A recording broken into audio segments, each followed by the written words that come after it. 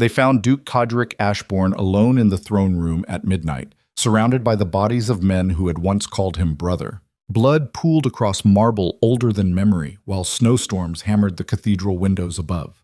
He stood perfectly still, not bothering to wipe the crimson from his blade, staring at the empty throne he had just defended against a coup orchestrated by his own council. The kingdom would whisper about this night for generations. But here, in this moment of absolute betrayal, something far more dangerous than violence flickered behind those cold gray eyes.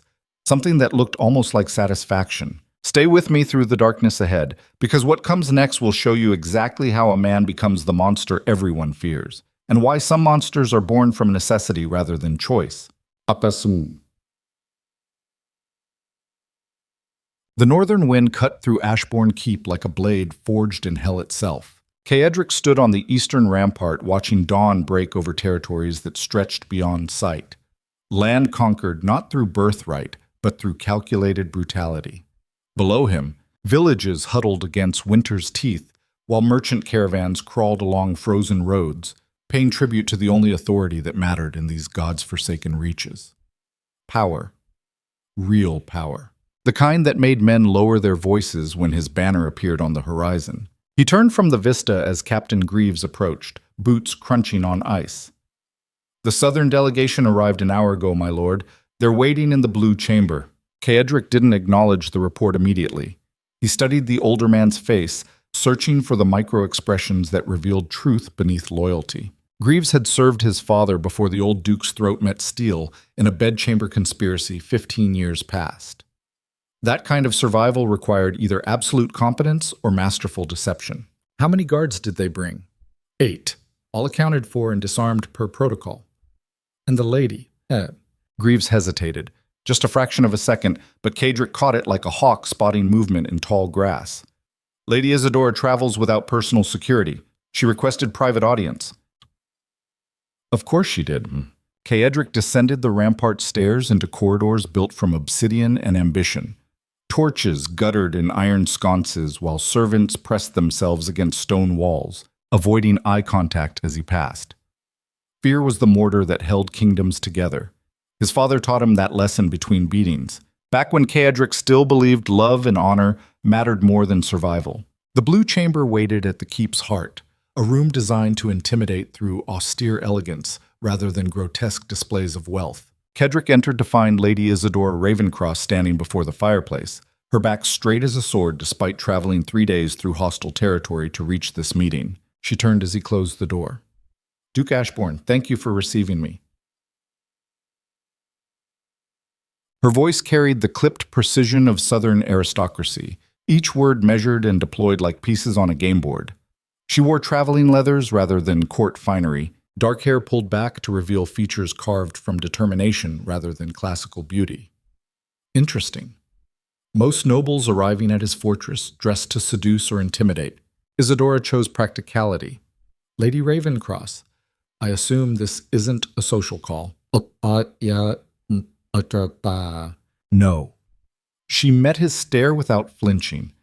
I'm here because my father is dying, and his council of vultures is already circling to divide his lands before his corpse grows cold. I need protection. You need southern trade routes. We can help each other. Caedric moved to the sideboard and poured 2 glasses of Myrothian whiskey, the kind that burned like molten copper going down. He offered one to Isadora. She accepted without hesitation, matching his swallow without grimacing at the fire. Also interesting. Your father has 3 legitimate sons, Caedric said. Why would his daughter need to travel north, begging for scraps from the infamous Ashbourne Duke? Because my brothers are idiots playing at politics like it's some tavern game, and the council knows it. They'll install whichever son proves most controllable, then bleed the Ravencross territories dry within 5 years. I'm offering you something better. A formal alliance. Marriage, if necessary. The word hung between them like a blade hovering over skin. Caedric studied her face, searching for deception, desperation, or the calculated coldness he recognized in his own mirror. He found all 3, layered like sediment in a riverbed. Marriage implies partnership, he said quietly. I don't do partnerships. I do acquisitions. Then acquire me. Isadora set down her glass with controlled precision. Marry me. Absorb Ravencross lands into Ashbourne territory. And in exchange, you get uncontested access to every southern port from Caldrus to the Shattered Coast.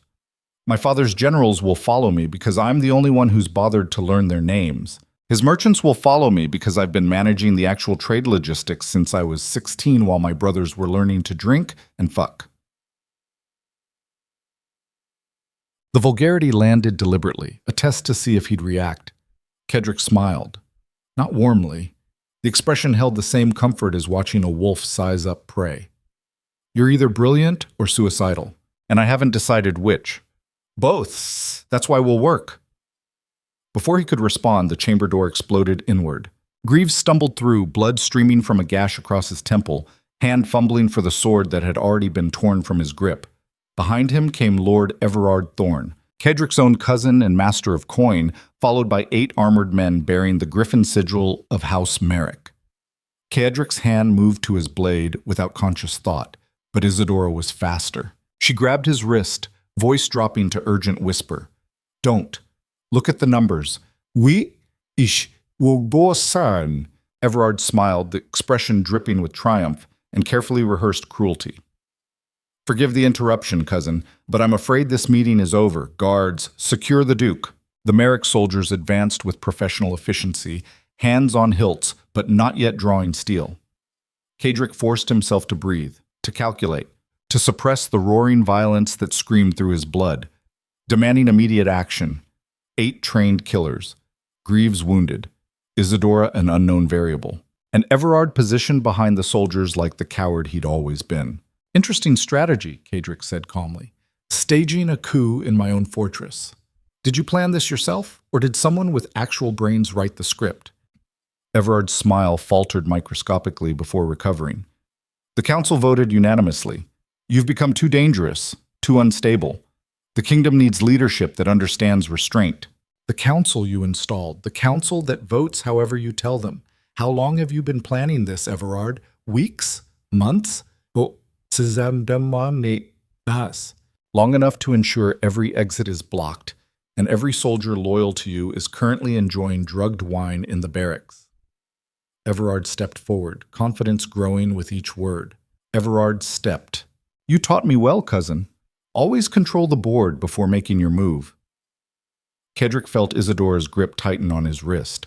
A warning. She'd read the situation faster than his own rage would allow. So what's the play? Caedric asked.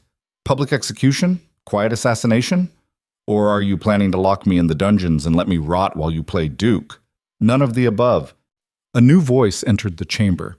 Duke Marius Merrick himself stepped through the doorway, a man in his 60s who'd built a southern empire through ruthless commercial dominance. He carried himself with the casual arrogance of someone who'd never personally held a sword, but commanded thousands who did. Duke Ashborne, I'm here to offer you a choice. How generous. Marius ignored the sarcasm. Abdicate quietly. Sign over Ashbourne territories to a joint council governed by Merrick and Thorne interests. In exchange, you'll receive a comfortable estate in the borderlands and enough gold to live out your days in relative luxury. Refuse, and the alternative becomes significantly less pleasant. Caedric looked at each face in the room, Everard practically vibrating with barely suppressed glee. Marius, calculating and cold. The Merrick soldiers, professionals awaiting orders. Greaves, still conscious despite the blood loss, eyes locked on Caedric with desperate loyalty. And Isadora. She'd released his wrist but remained close, her expression unreadable. You planned this, Caedric said to her. The marriage proposal. The perfect distraction while they moved pieces into position. No. Isadora's voice cut sharp as winter air. I came here for alliance, but I'm adaptable. Adaptable. That what we're calling betrayal now? I'm calling it survival. Something you apparently forgot while surrounding yourself with incompetence and yes men. The words landed like physical blows. Caedric wanted to rage, to tear the room apart, to paint the blue chamber red with everyone who dared orchestrate this humiliation. But beneath the fury, a colder part of his mind was already working, analyzing, searching for the angle that would let him walk out of this room alive. Marius cleared his throat. I need an answer, Duke Ashborne. Abdicate or nothing. Caedric's voice dropped to something quiet and infinitely more dangerous than shouting. You walk into my fortress, threaten me with my own cousin's incompetence, and expect me to surrender territory my family has held for 8 generations? You're either arrogant or stupid, Marius, probably both. The chamber temperature seemed to drop 10 degrees. Marius's expression hardened. I was hoping we could be civilized about this. Osaisigem. Utas.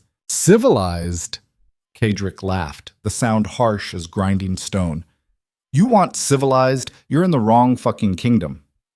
He moved, not toward the soldiers, but backward, grabbing Isadora and hurling her toward the fireplace as his other hand found the concealed lever built into the chamber wall, stone grinding against ancient mechanisms. The panel behind the fireplace slid open, revealing darkness beyond.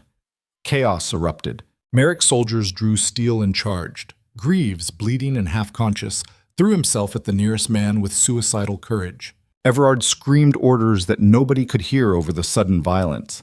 Marius stumbled backward, abandoning dignity for survival.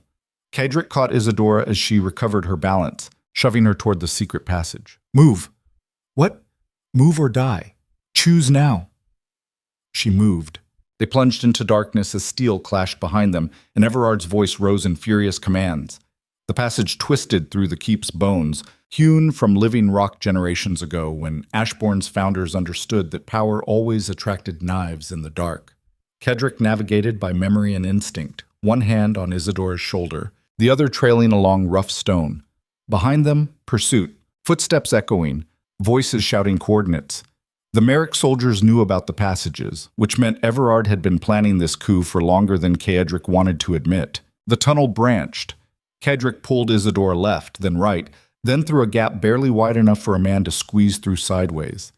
He could hear her breathing, controlled but elevated. No panic.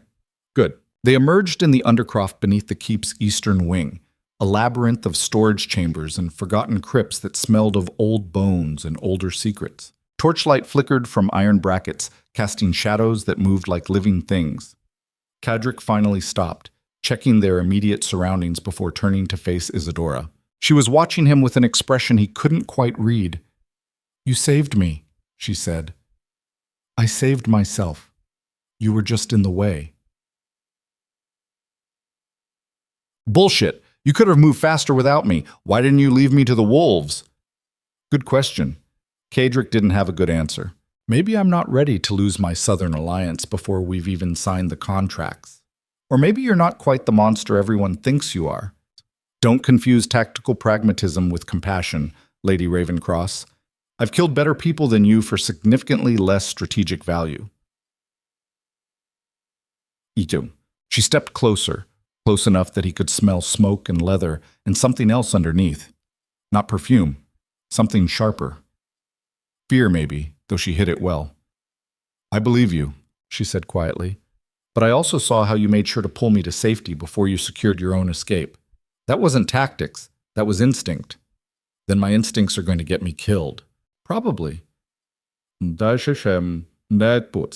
stood in the flickering torchlight while somewhere above them, the coup continued playing out. Caedric's mind raced through scenarios, calculating losses and potential counters. The keep was compromised. His own cousin had orchestrated this betrayal with terrifying precision. The Merrick forces probably controlled the main gates by now.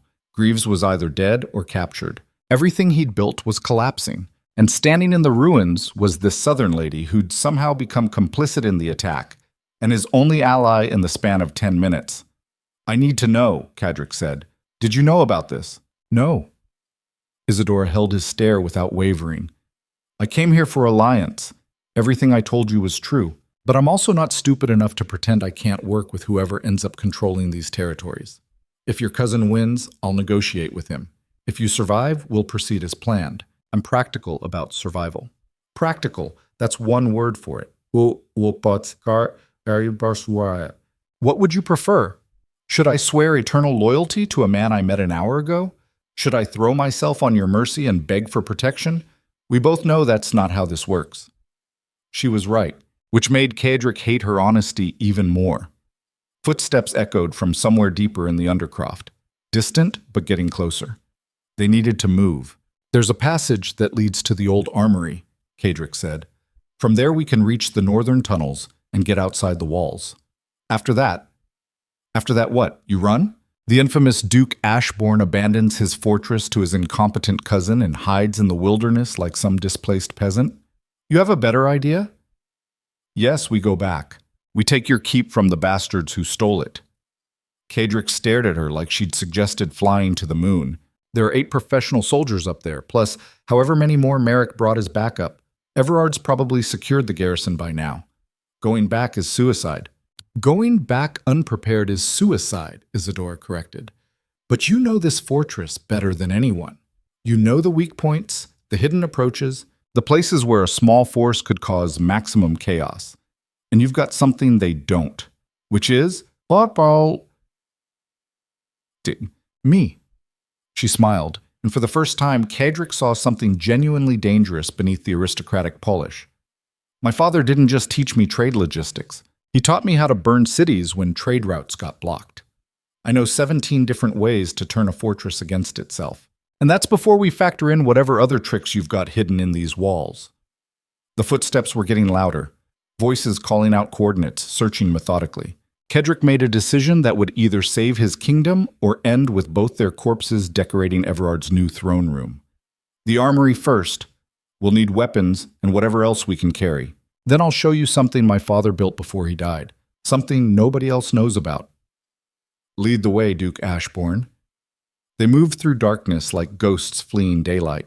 The Undercroft twisted through geology and architecture older than memory, past burial chambers where Ashborne ancestors slept in stone caskets, past storage rooms filled with grain and wine, past forgotten chapels where dust lay thick as snow.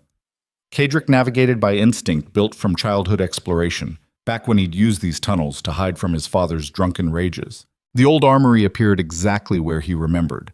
A chamber carved from bedrock, walls lined with weapons from 3 different dynasties. Most were ceremonial garbage, ornate swords meant for display rather than killing. But Caedric knew where the real tools waited. He pulled aside a tapestry depicting some long-dead Ashborne victory and revealed a locked cabinet built into the stone. The key hung on a chain around his neck, never removed, never trusted to servants or guards. Inside waited the tools of pragmatic violence. 2 short swords balanced for speed rather than power. 4 throwing knives with blackened blades. A crossbow that could punch through plate armor at 30 yards. And something else.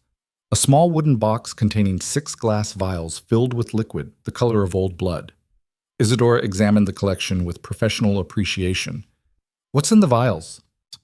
Alchemist's gift. Pour it on organic material, and it burns hot enough to melt stone. Lasts about 30 seconds before consuming itself. How many people have you killed with it? Does it matter? Professional curiosity, Maul. Caedric considered lying, then decided honesty served better in the moment. 3. All deserved it. I'm sure they did. She said it without judgment, which somehow made it worse than condemnation would have. They armed themselves in silence. Caedric took both short swords and the crossbow, leaving the throwing knives and 3 vials for Isidora. She handled the blades like someone who'd done this before, testing weight and balance with economical movements. You've killed before, Caedric observed. Once. A merchant captain who thought buying my father's protection meant buying me. I gutted him in his own cabin and fed his corpse to sharks. Your father approve? My father gave me the knife. Caedric found himself reassessing everything he'd assumed about Lady Isidora Ravencross. Not some desperate noblewoman begging for protection. Something far more dangerous. A survivor who understood power's true nature. They left the armory through a side passage that climbed through the keep's skeleton toward the northern wing.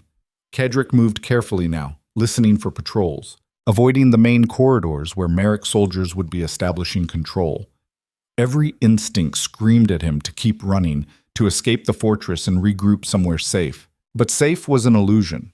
If he ran now, Everard would consolidate power, and Caedric would spend the rest of his life looking over his shoulder, waiting for assassination. Better to end this tonight while chaos still reigned and momentum remained uncertain. The passage opened into a storage room filled with winter grain. Caedric checked the door, listening for movement beyond. Silence. He cracked it open, peered into the corridor. Empty. "Where are we going?" Isadora whispered. "The keep's foundation. There's a chamber my father built for exactly this scenario. Contingency planning for when allies become enemies." "What's in the chamber?" "You'll see."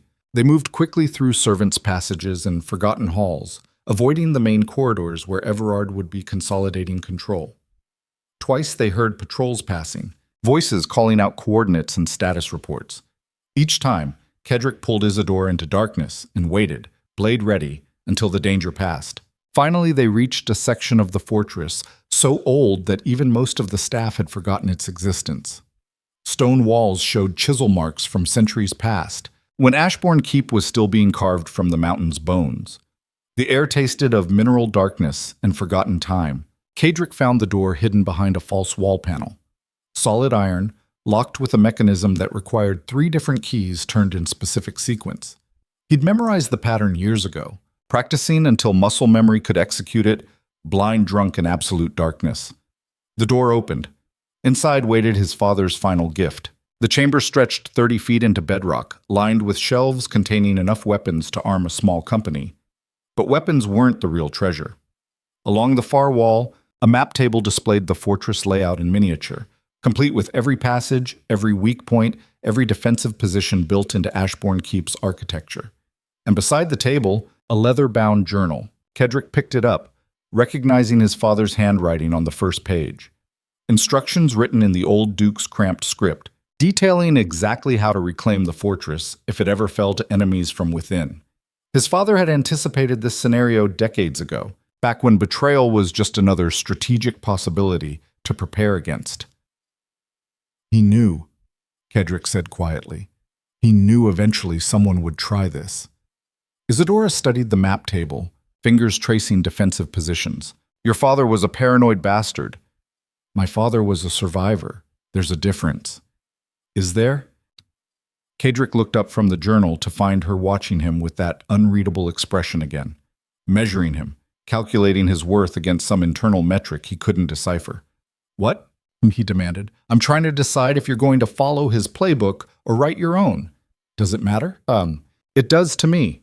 Your father's journal probably contains very specific instructions on how to retake this keep through maximum bloodshed and minimal mercy. Are you going to follow those instructions, or are you going to think for yourself?" The question hung in the air like smoke from extinguished candles. Caedric wanted to tell her that he'd follow his father's wisdom, because the old Duke had survived 3 assassination attempts and 2 coup conspiracies before finally falling to poison. He wanted to defend the brutal pragmatism that had kept House Ashborne powerful when softer dynasties collapsed into history. Instead, he found himself questioning. His father's methods had worked, but his father had also died alone, poisoned by someone close enough to access his private wine, betrayed by someone he'd trusted enough to turn his back on. All that power, all that fear, all that ruthless calculation had ended with him choking on his own blood in a locked bedchamber. Is that how Caedric wanted to die? "I don't know," he admitted. "I don't know what I'm going to do." Isadora nodded, like that was the answer she'd been hoping for. "Good. That means you're still thinking like a human instead of a machine." Before he could respond, an explosion rocked the fortress above them. Stone dust rained from the ceiling as the entire mountain seemed to shudder. Then another blast. And another. Methodical and terrifyingly precise. "What the hell?" Caedric ran to the chamber door, listening. Distant screaming, the sound of stone collapsing, and underneath it all, a sound he recognized from battlefield experience. Siege weapons. They're not trying to take the keep, he realized. They're trying to destroy it. Isadora's face went pale. Why would they destroy their own prize? Because Marius doesn't want Ashborne Keep. He wants Ashborne territory. The fortress is just expensive infrastructure he doesn't need. Easier to level it and build something new under Merrick control. Another explosion, closer this time. The chamber walls groaned under the impact. Caedric grabbed the journal and started stuffing weapons into a leather bag. They had minutes before the entire northern wing came down. We need to get out, now. And go where? If they're destroying the keep, they'll have soldiers at every exit point waiting for survivors. Not every exit. This. Caedric showed her a page from his father's journal. Detailed schematics for a tunnel that led deep into the mountain, far below the fortress itself. An emergency escape route that emerged 3 miles away in the wilderness, disguised as a natural cave formation. Your father really was paranoid. My father really was prepared. They ran. The fortress shook itself apart above them as they descended through passages that dropped deeper into bedrock with each turn. Behind them, the sounds of destruction intensified. Stone grinding against stone, timber cracking like breaking bones. The death throes of a dynasty built from obsidian and ambition. Caedric didn't look back. The escape tunnel stretched for what felt like hours, a throat of hewn stone that swallowed them into absolute darkness. They navigated by feel and desperation, hands scraping against rough walls, feet stumbling over uneven ground. The air grew colder as they descended, tasting of underground rivers and mineral darkness. Finally, the passage began to climb. Caedric felt it in his legs first, the angle shifting from descent to ascent. Then fresh air began filtering through the darkness, carrying the scent of pine and winter night. The exit appeared as a slice of starlight cutting through stone. They emerged into wilderness 3 miles from the keep. Caedric turned to look back at what remained of his inheritance. Ashborne Keep burned against the night sky like a dying star. Flames climbed the northern towers while smoke obscured the fortifications his ancestors had built over 8 generations. Even at this distance, he could hear the destruction. Stone collapsing, timber cracking, the sound of power being erased from history. Everything he'd fought to protect. Gone. Isadora stood beside him, both of them covered in stone dust and exhaustion. "I'm sorry," she said quietly. "Don't be. This isn't over." "Caedric, it's not over." His voice carried absolute certainty, the kind that brooked no argument. "Everard thinks he's won. Marius thinks he's eliminated competition. They think destroying the fortress destroys me." "Doesn't it?"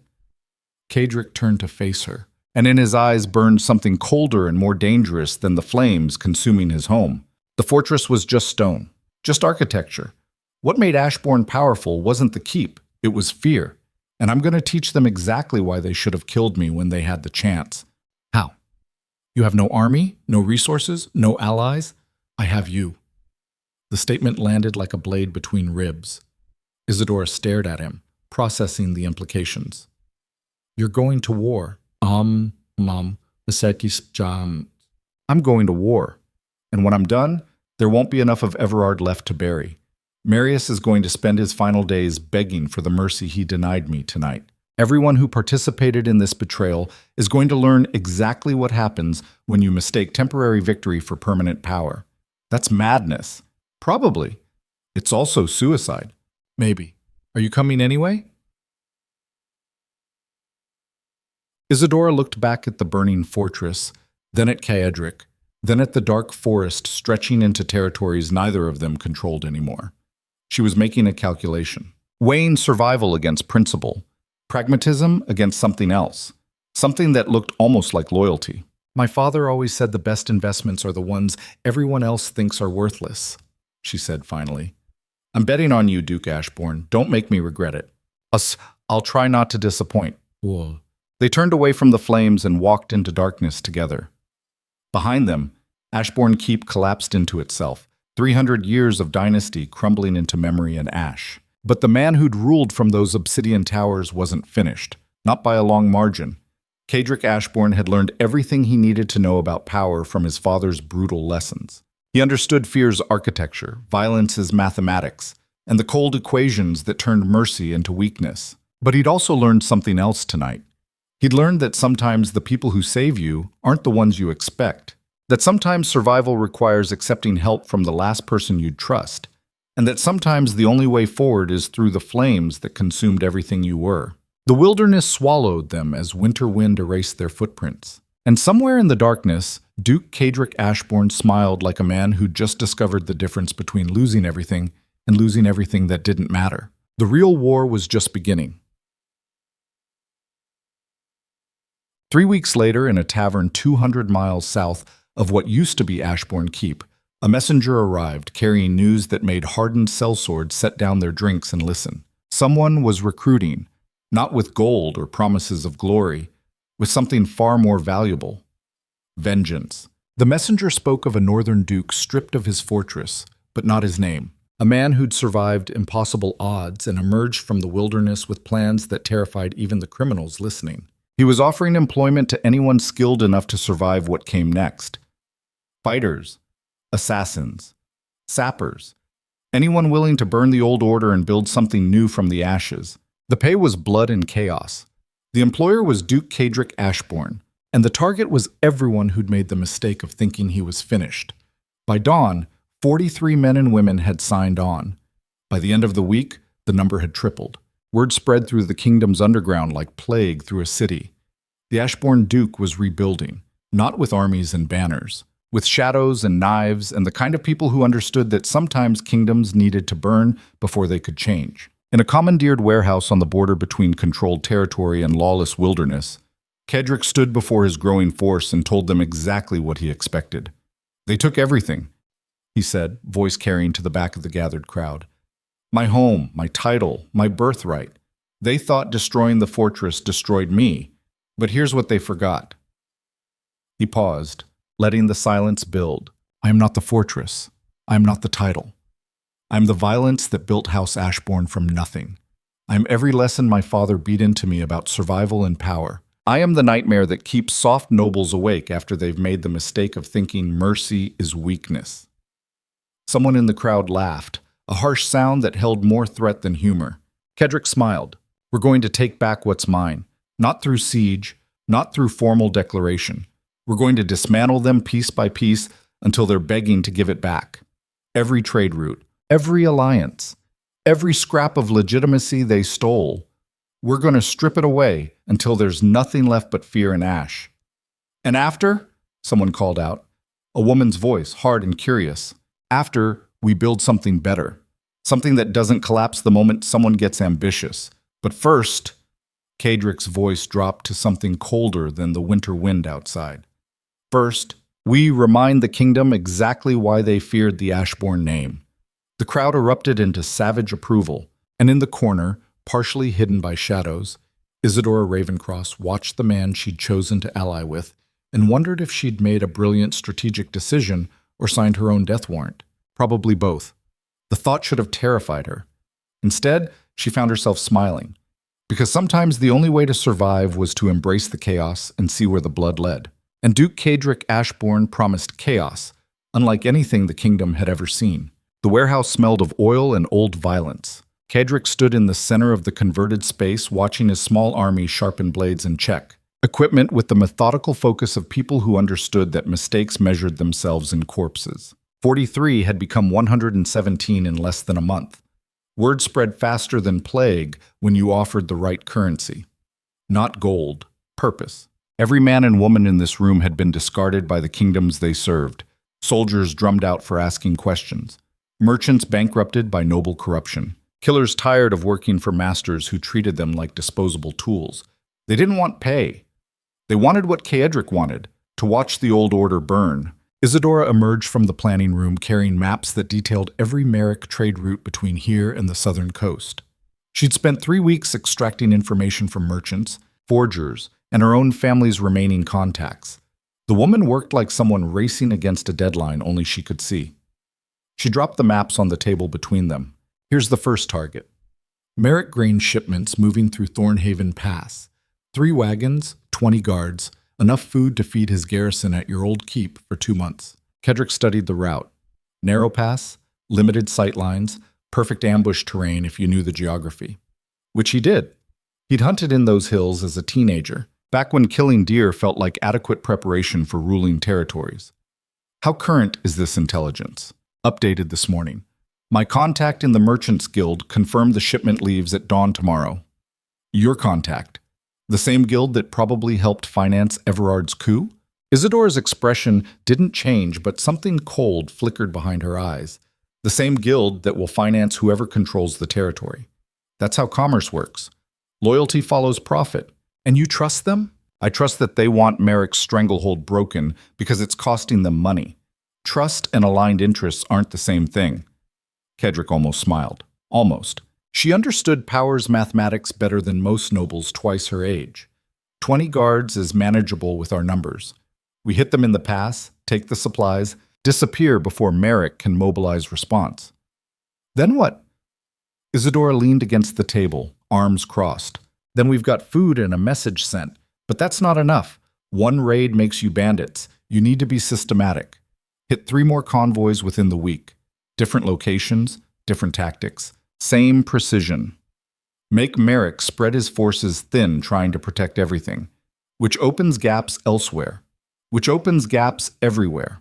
His entire supply chain depends on predictable routes and minimal resistance. Introduce chaos and the whole system destabilizes. Caedric studied her face, searching for the calculation he knew lived beneath every suggestion. She was right, but she was also positioning herself as indispensable, making sure he needed her strategic mind more than he questioned her ultimate loyalty. Smart, dangerous. Why are you really here, Isadora? She met his stare without flinching. Because going home means marrying whichever brother inherits and spending my life breeding heirs for a dying house. Because I'm better than that, and nobody in the South will ever admit it. Because you're the only person I've met who looks at power the same way I do, which is like a tool instead of a throne. The words hung between them, truth and test woven together so tightly Caedric couldn't separate them. Before he could respond, one of his scouts burst through the warehouse door, a young man named Tomas, who'd proven useful for his ability to blend into crowds and extract information from loose-tongued soldiers. My lord, we've got a problem. Caedric turned from Isadora's unreadable expression to focus on immediate crisis. Talk. Merrick soldiers, 20 of them, asking questions in town about strangers matching your description. How close? Half mile. They're working tavern to tavern. Someone must have talked. Caedric's mind shifted into combat mathematics. 20 soldiers meant a scouting party, not full assault. They were fishing, trying to confirm rumors before committing resources, which meant he had maybe an hour before this location became a death trap. Everyone moves, now. Thomas, spread the word. Weapons and essential supplies only. Leave everything else. Where are we going? North. The old mill outside Greystone. It's abandoned and defensible. That's Thorn territory, Isadora pointed out. Your cousin's domain. Exactly.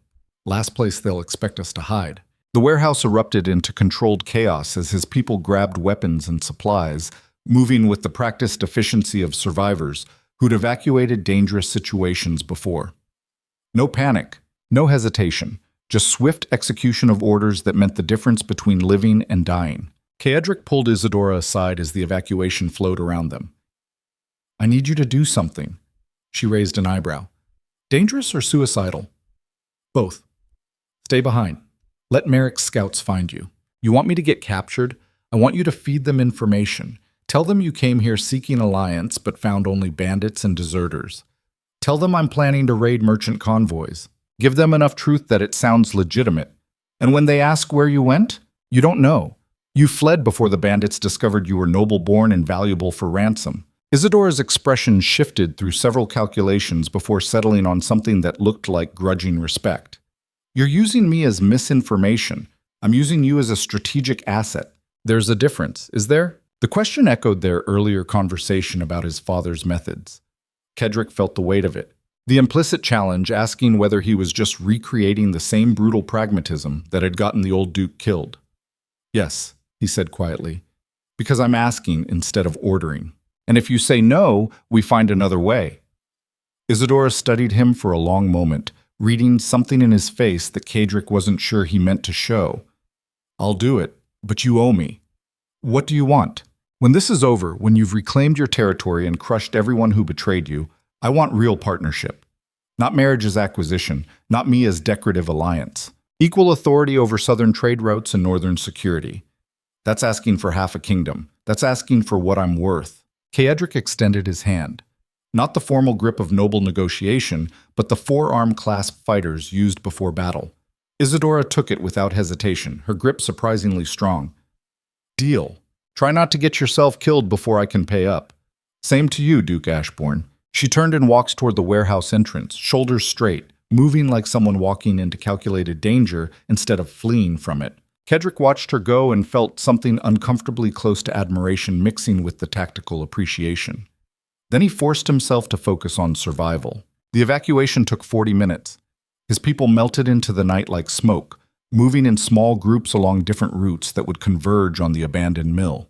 Caedric went last, making sure no evidence remained that could give Merrick useful intelligence. Behind him, the warehouse settled into empty silence. 20 minutes later, from a rooftop 3 buildings away, he watched Merrick soldiers kick in the door and flood the space with professional precision. They found nothing, just empty rooms and cold fire pits. But they'd found the location, which meant their intelligence was better than Caedric wanted to admit. Someone in his organization was talking, or Everard was smarter than he'd given his cousin credit for. Neither option offered comfort. Caedric descended from the rooftop and disappeared into the city's arterial shadows. He moved through back alleys and forgotten passages, using the skills learned during a youth spent avoiding his father's violent attention. The city had changed since he'd last walked these streets as Duke, but the underlying geography remained. Stone remembered even when people forgot. The old mill waited 3 hours north, exactly as abandoned as memory promised. His people had already secured the perimeter by the time he arrived, posting sentries and establishing supply lines with the efficiency of soldiers who'd done this dance before. Inside, the atmosphere carried tension thick enough to taste. Caedric found his senior commanders gathered around a makeshift table in what used to be the mill's main floor. Maps spread across scarred wood while arguments burned through the close air. "We can't keep running," a grizzled veteran named Corin was saying. "Every time we relocate, we lose operational capacity and look weak. We look pragmatic," countered Vera, a former assassin who'd killed 3 nobles before going independent. "Running when outnumbered is smart. Dying for symbolism is stupid." The argument died when Caedric entered. He surveyed the gathered faces. Fighters and killers and strategists who'd chosen to follow him based on reputation and promises of vengeance. They needed leadership, not democratic consensus. "Corin's right," Caedric said flatly. "We can't keep running. But Vera's also right that dying for symbolism is stupid, so we're changing tactics." "To what?" "To making them bleed for every inch they hold. We hit the grain convoy tomorrow as planned. But we also hit 2 other targets simultaneously. Merrick's armory outside Thornhaven, Everard's tax collectors in the eastern villages. 3 strikes, 3 locations, all within 6 hours. Spread them thin and make them choose what to defend. That requires splitting our forces," Corinne objected. "It requires trusting our people to operate independently. Can they?" The question landed like challenge and test combined. Corin's jaw tightened, but he nodded slowly. "They can." "Good. Vera, you take the armory. Corin, the convoy. I'll handle the tax collectors personally." "Why the collectors?" Vera asked. "They're not strategic targets." "No, but they're visible oppression. Villagers paying tribute to a duke who stole power through betrayal. We kill the collectors, we send a message that Everard's authority isn't absolute. Psychology matters as much as logistics." The commanders exchanged glances, communicating through the wordless language of people who'd survived by reading situations faster than orders could be issued. Finally, Corin spoke. "When do we move?" "Dawn. Get your people ready."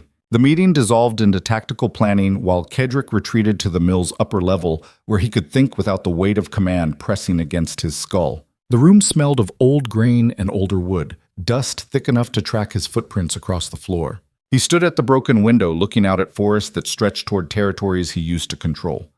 Everything he'd built, gone. Not just the fortress. The legitimacy. The respect that came from bloodline and title.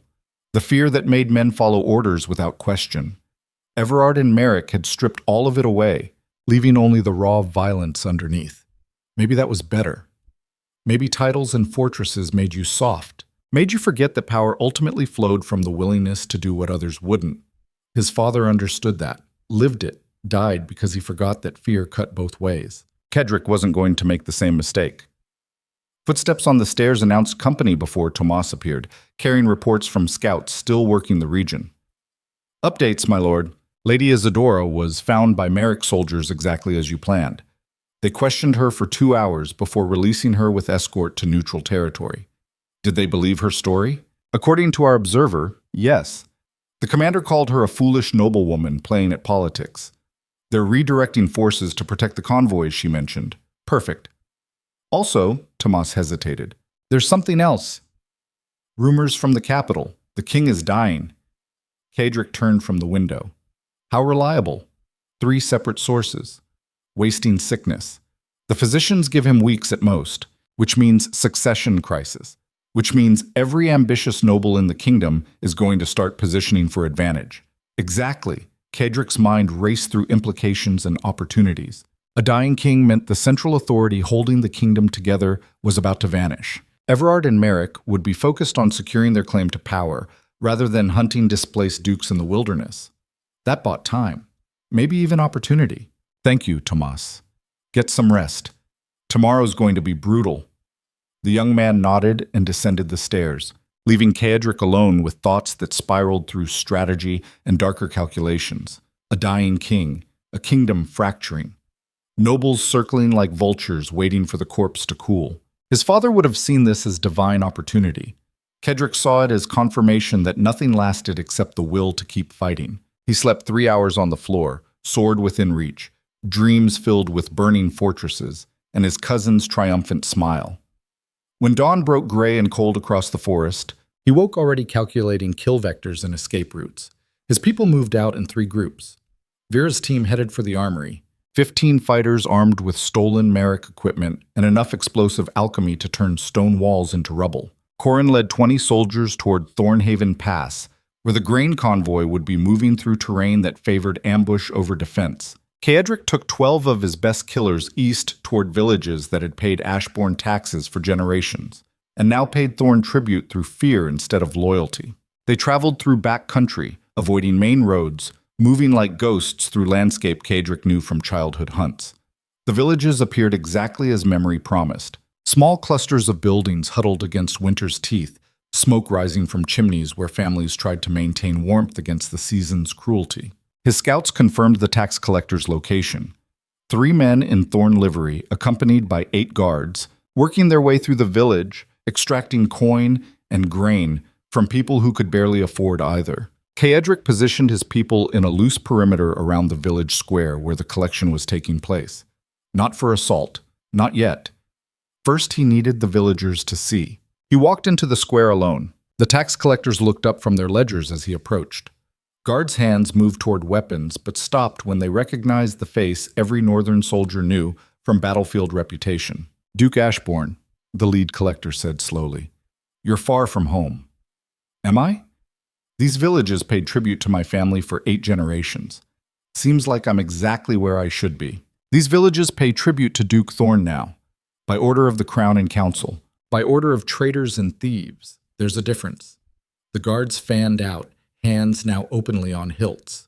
Villagers backed away, creating empty space around the confrontation. Caedric could feel their fear, thick and palpable. Not fear of him. Fear of what happened when nobles fought and common people got caught between. You need to leave, the collector said with false confidence. Now. Before this becomes unfortunate, Caedric smiled, not warmly. I think it's already unfortunate.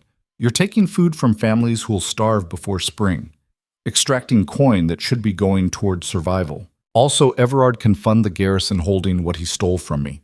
The crown recognized. The crown is dying. The king won't see spring. And when he's gone, every alliance your masters purchased through his authority becomes worthless. You're collecting taxes for a power that's already collapsing. The collector's face went pale. Behind him, the guards exchanged uncertain glances. Caedric pressed the advantage. You have a choice. Drop the collection, walk away. Tell Everard that Duke Ashborne has reclaimed these territories, or die here in this village square trying to defend a claim that won't survive the month. The head guard stepped forward, older man with campaign scars and veteran's eyes. Big words from someone who lost his fortress. I didn't lose anything, I temporarily misplaced it. There's a difference. You're outnumbered, 8-1. Caedric gestured toward the surrounding buildings where his people had positioned themselves during the conversation. Rooftop shadows, window movements, the subtle signs of prepared violence. Count again. The guard saw them, cursed quietly, looked back at his men who were already backing away from an encounter they hadn't signed up for. The collector tried to salvage authority. You can't just... I can, Caedric interrupted. And I am. You have until I count to 10 to start walking. After that, You're bleeding. 1. 2. The guards broke first. Professional soldiers who understood when odds shifted from risky to suicidal. They backed toward their horses, hands raised in universal gesture of non-aggression. The tax collectors followed, scrambling to gather ledgers and coin pouches with shaking hands. 7. 8. They mounted and rode hard toward the eastern road, disappearing into forest like nightmares fleeing daylight. Caedric stood in the sudden silence, surrounded by villagers who didn't know whether to cheer or run. He could feel their uncertainty, their desperate need to understand whether he'd just saved them or painted a target on their homes. He addressed them directly. Everard Thorne stole my territory through betrayal. I'm taking it back, not through formal challenge or crown recognition, through the same violence that built this kingdom in the first place. If you want to survive what's coming, you pick a side. Thorne's authority or mine? An old woman stepped forward from the gathered crowd, ancient face mapped with hard winters and harder choices. What happens if we choose wrong? Then you suffer the consequences. Same as every other choice in this world. The brutal honesty seemed to land better than false promises would have. The old woman nodded slowly, something like respect flickering across her weathered features. What do you need from us? Information. When Thorne soldiers move through here, I want to know. When supplies get transported, I want to know. You become my eyes in territory he thinks he controls. And in exchange? In exchange, you stop paying tribute until I decide otherwise. Use the coin and grain to survive winter. When I've reclaimed what's mine, we'll renegotiate terms. But they'll be better than bleeding for Everard's ambition. The villagers exchanged glances, communicating through looks and small gestures. Finally, the old woman extended a hand, gnarled from decades of labor. We'll watch for you, Duke Ashborne. Caedric took her hand, feeling the rough strength beneath aged skin. Thank you. He withdrew from the village before Thorne could mobilize response, his people melting back into wilderness as efficiently as they'd appeared. The encounter had taken less than an hour, but achieved multiple objectives. Message sent. Authority challenged. Intelligence network established. Most importantly, Everard now knew Caedric wasn't hiding. He was hunting. The mill became operational headquarters for the next 2 weeks while raids escalated across the region. Vera's team destroyed the Merrick Armory, creating supply shortages that rippled through their garrison structure. Corrin's convoy ambush succeeded beyond expectations, seizing enough grain to feed Caedric's growing force for months. And the village network spread faster than plague. Everywhere Thorne's authority touched, Caedric's people undermined it. Tax collectors found villages empty when they arrived. Supply convoys encountered unexpected resistance. Soldiers stationed in remote outposts woke to find their weapons missing and messages promising worse if they didn't desert. Everard responded with increasing brutality. Public executions for suspected collaborators. Entire villages burned for refusing tribute. Torture chambers established in territory that had lived peacefully for generations. The violence made Caedric's people angrier and more committed. It also made him understand something fundamental about the difference between fear and terror. His father had ruled through fear, creating systems that punished transgression but maintained order. Everard ruled through terror, destroying anything that challenged him without thought for long-term consequences. Terror was unstable, unsustainable. Eventually, it collapsed under its own weight. Caedric just needed to accelerate the timeline. 3 weeks into the campaign, Isidore returned. She arrived at the mill after dark, alone, looking exhausted and triumphant in equal measure. Caedric met her in the main room where his commanders were reviewing maps and arguing about next objectives. The conversation died when she entered. I have something you need to see. She dropped documents on the table. Official correspondence bearing Merrick and Thorne seals, detailed troop movements and supply schedules, and something else that made Caedric's blood run cold. A marriage contract between Everard Thorne and Duke Marius Merrick's daughter. The alliance wasn't just political anymore. They were cementing it through bloodline. Where did you get this? Isidora smiled with predatory satisfaction. My father died 2 weeks ago. My brothers are currently murdering each other over succession. I used the chaos to raid the family archives. Turns out our dear father kept copies of every significant contract negotiated in the Southern Territories for the last 30 years, including this one. Caedric studied the marriage contract, mind racing through implications. When's the wedding? 3 weeks.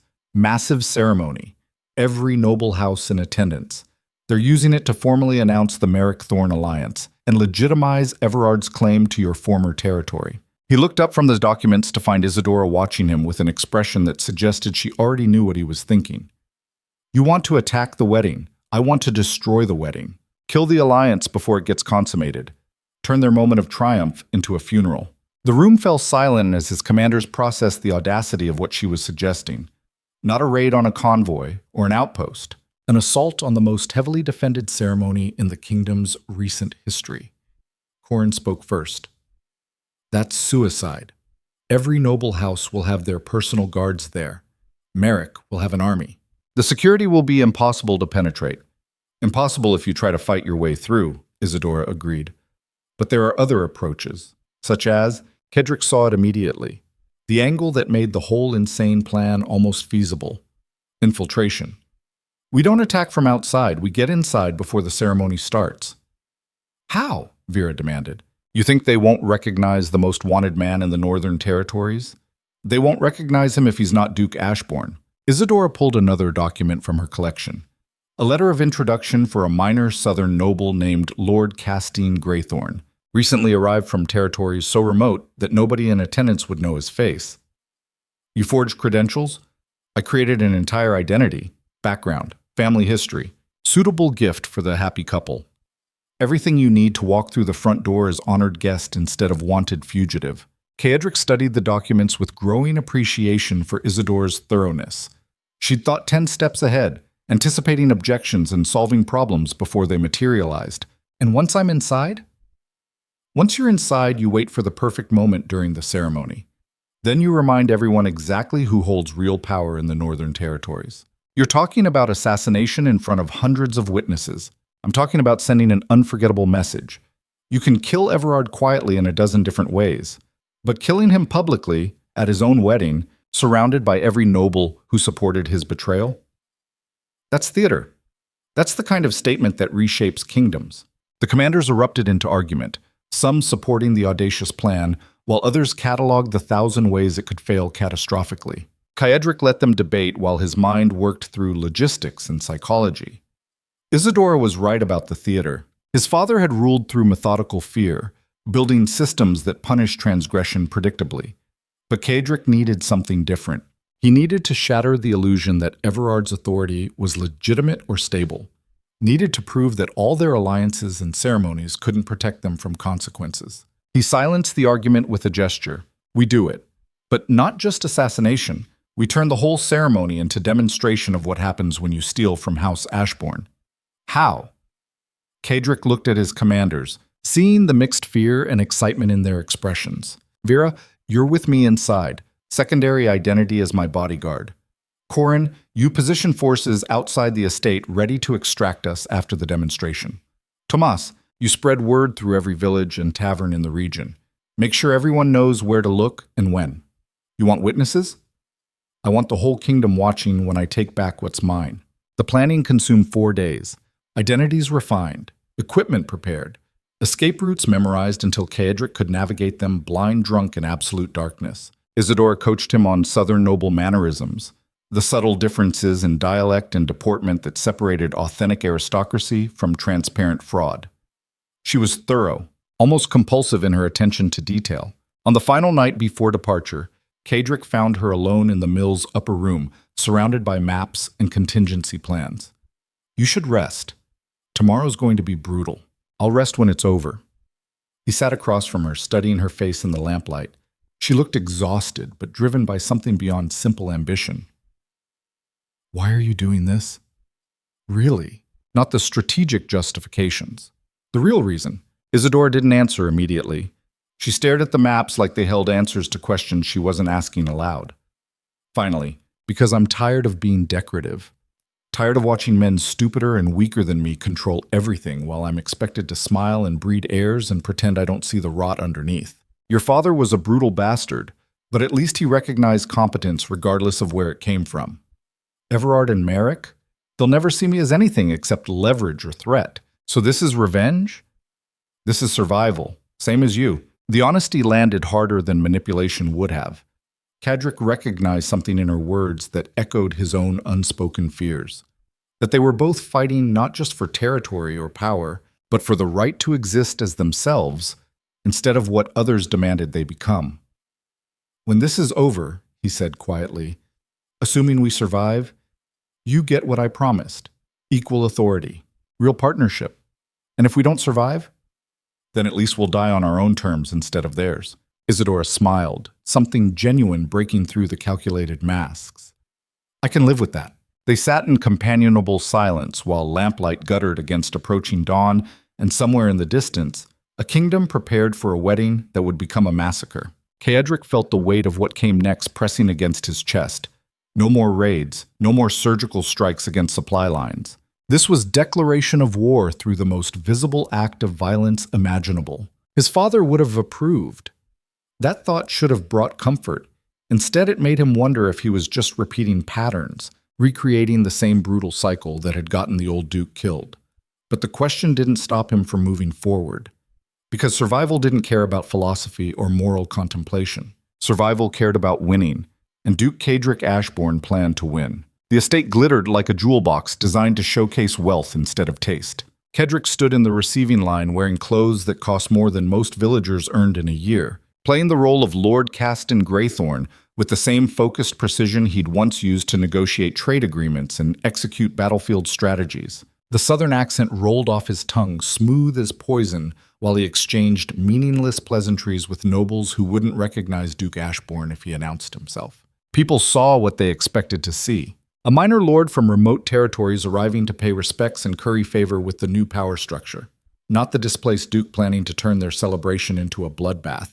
Vera stood 3 paces behind him, dressed as bodyguard, her eyes constantly scanning for threats and exits. She'd proven invaluable during the approach, identifying security weaknesses that would become escape routes once the violence started. Professional killers recognized each other through instinct rather than introduction, and she'd cataloged every dangerous face in the crowd within minutes of arrival. The wedding ceremony was scheduled for sunset in the estate's grand hall. Until then, guests mingled in reception chambers designed to overwhelm through architectural excess. Cathedral ceilings soared above marble floors, while servants moved between clusters of nobility carrying wine and delicacies that represented more food than some villages saw in months. Caedric accepted a glass of wine he wouldn't drink and positioned himself where he could observe without drawing attention. Everard held court near the fireplace, surrounded by sycophants and allies who'd backed his coup with gold and political capital. His cousin looked different from the last time they'd stood in the same room, more confident, more comfortable with the authority he'd stolen. He wore ducal colors like someone who believed the title belonged to him through merit rather than betrayal. That confidence would be his undoing. Near the eastern windows, Duke Marius Merrick conversed with southern nobles, building alliances that would cement his commercial empire across territories he'd helped Everard conquer. The old man radiated calculated satisfaction, probably already counting the profits he'd extract from northern trade routes once this alliance formalized through marriage. And in the center of carefully orchestrated chaos stood Lady Helena Merrick. The bride herself, draped in silk that probably cost enough to fund a military campaign, looking exactly like what she was. A strategic asset being deployed to solidify power. She smiled at approaching well-wishers with practiced grace, but Caedric caught the calculation behind her eyes. This wasn't some naive noblewoman being married off against her will. Helena understood exactly what this union represented and had probably negotiated terms that gave her significant autonomy. Smart woman. Too bad she'd allied herself with men who wouldn't survive the evening. A servant approached with more wine. Caedric waved him away and caught Vera's eye, exchanging the wordless communication of people preparing for violence. She'd positioned herself near the hall's entrance, close enough to provide support, but far enough to avoid association when things went wrong. Everything depended on timing. Too early, and security would contain the damage. Too late, and the ceremony would complete, making the alliance legally binding and significantly harder to challenge. Caedric needed the perfect moment when maximum witnesses gathered but before vows got exchanged. Someone touched his elbow. He turned to find Isadora standing beside him, dressed in merchant guild finery that disguised her noble lineage. She'd entered separately through commercial channels, posing as a southern trader seeking new contracts. Nobody looked twice at merchants during noble celebrations. They were furniture, background noise. Lord Greythorn, she said with perfectly calibrated deference. I hope you're enjoying the festivities. Caedric played along. Quite a spectacle, though I confess these northern ceremonies feel somewhat provincial compared to southern grandeur. Give them time. I'm sure Duke Thorn will elevate the region's cultural standards once his authority is properly established. The words dripped with layers of meaning that only they could decode. She was telling him security had increased beyond their initial assessment, that complications existed they hadn't anticipated. He needed details without breaking character. I'm looking for opportunities to discuss trade arrangements with the new administration. Perhaps you could introduce me to someone appropriate? Of course. There's a gentleman in the library who handles commercial negotiations, very interested in establishing relationships with Southern interests.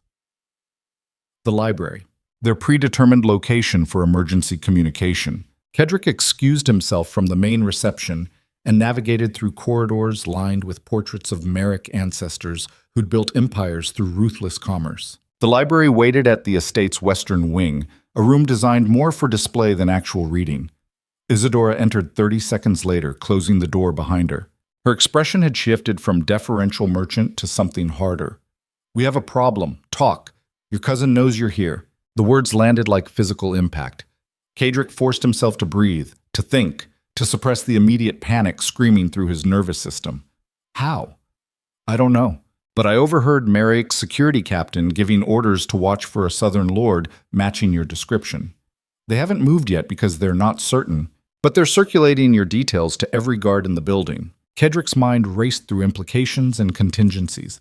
If they knew he was here, the whole operation was compromised. Staying meant capture or death. Fleeing meant abandoning the best opportunity he'd have to destroy the Alliance. Unless he accelerated the timeline. We move now, before they confirm identity and lock down the estate. Now? The ceremony doesn't start for another hour. Half the guests haven't even arrived yet. Then we'll make our statement to whoever's here. Go find Vera. Tell her to position herself near the main hall's eastern exit. I'm going to create a distraction that forces Everard into public confrontation. What kind of distraction? The permanent kind. Isadora studied his face, reading the cold calculation that had replaced strategic patience. You're going to kill him in front of everyone. I'm going to give him the chance to face me like a man instead of a coward. What happens after that depends on his choices. That's not a plan. That's suicide with extra steps. Maybe. You coming anyway? She smiled without warmth. Wouldn't miss it. They separated, Isadora heading toward the reception chambers, while Caedric made his way toward the main hall where the ceremony would take place. Servants were still arranging flowers and positioning chairs, creating the theatrical backdrop for vows that would never get spoken. He found what he needed near the speaker's platform, a ceremonial sword probably meant for some symbolic gesture during the proceedings. It hung on the wall in decorative display, ornate and beautiful, and sharp enough to kill if wielded with intent. Caedric lifted it from its mounting, testing the balance. Adequate. Not ideal for sustained combat, but sufficient for sending a message. He walked back toward the reception carrying the blade openly, making no effort to conceal it. Servants noticed and stepped aside. Guests glanced over and assumed it was part of some planned ceremony. Nobody questioned a noble lord carrying a weapon during a celebration because questioning meant acknowledging something was wrong. And nobody wanted to be the person who caused a scene.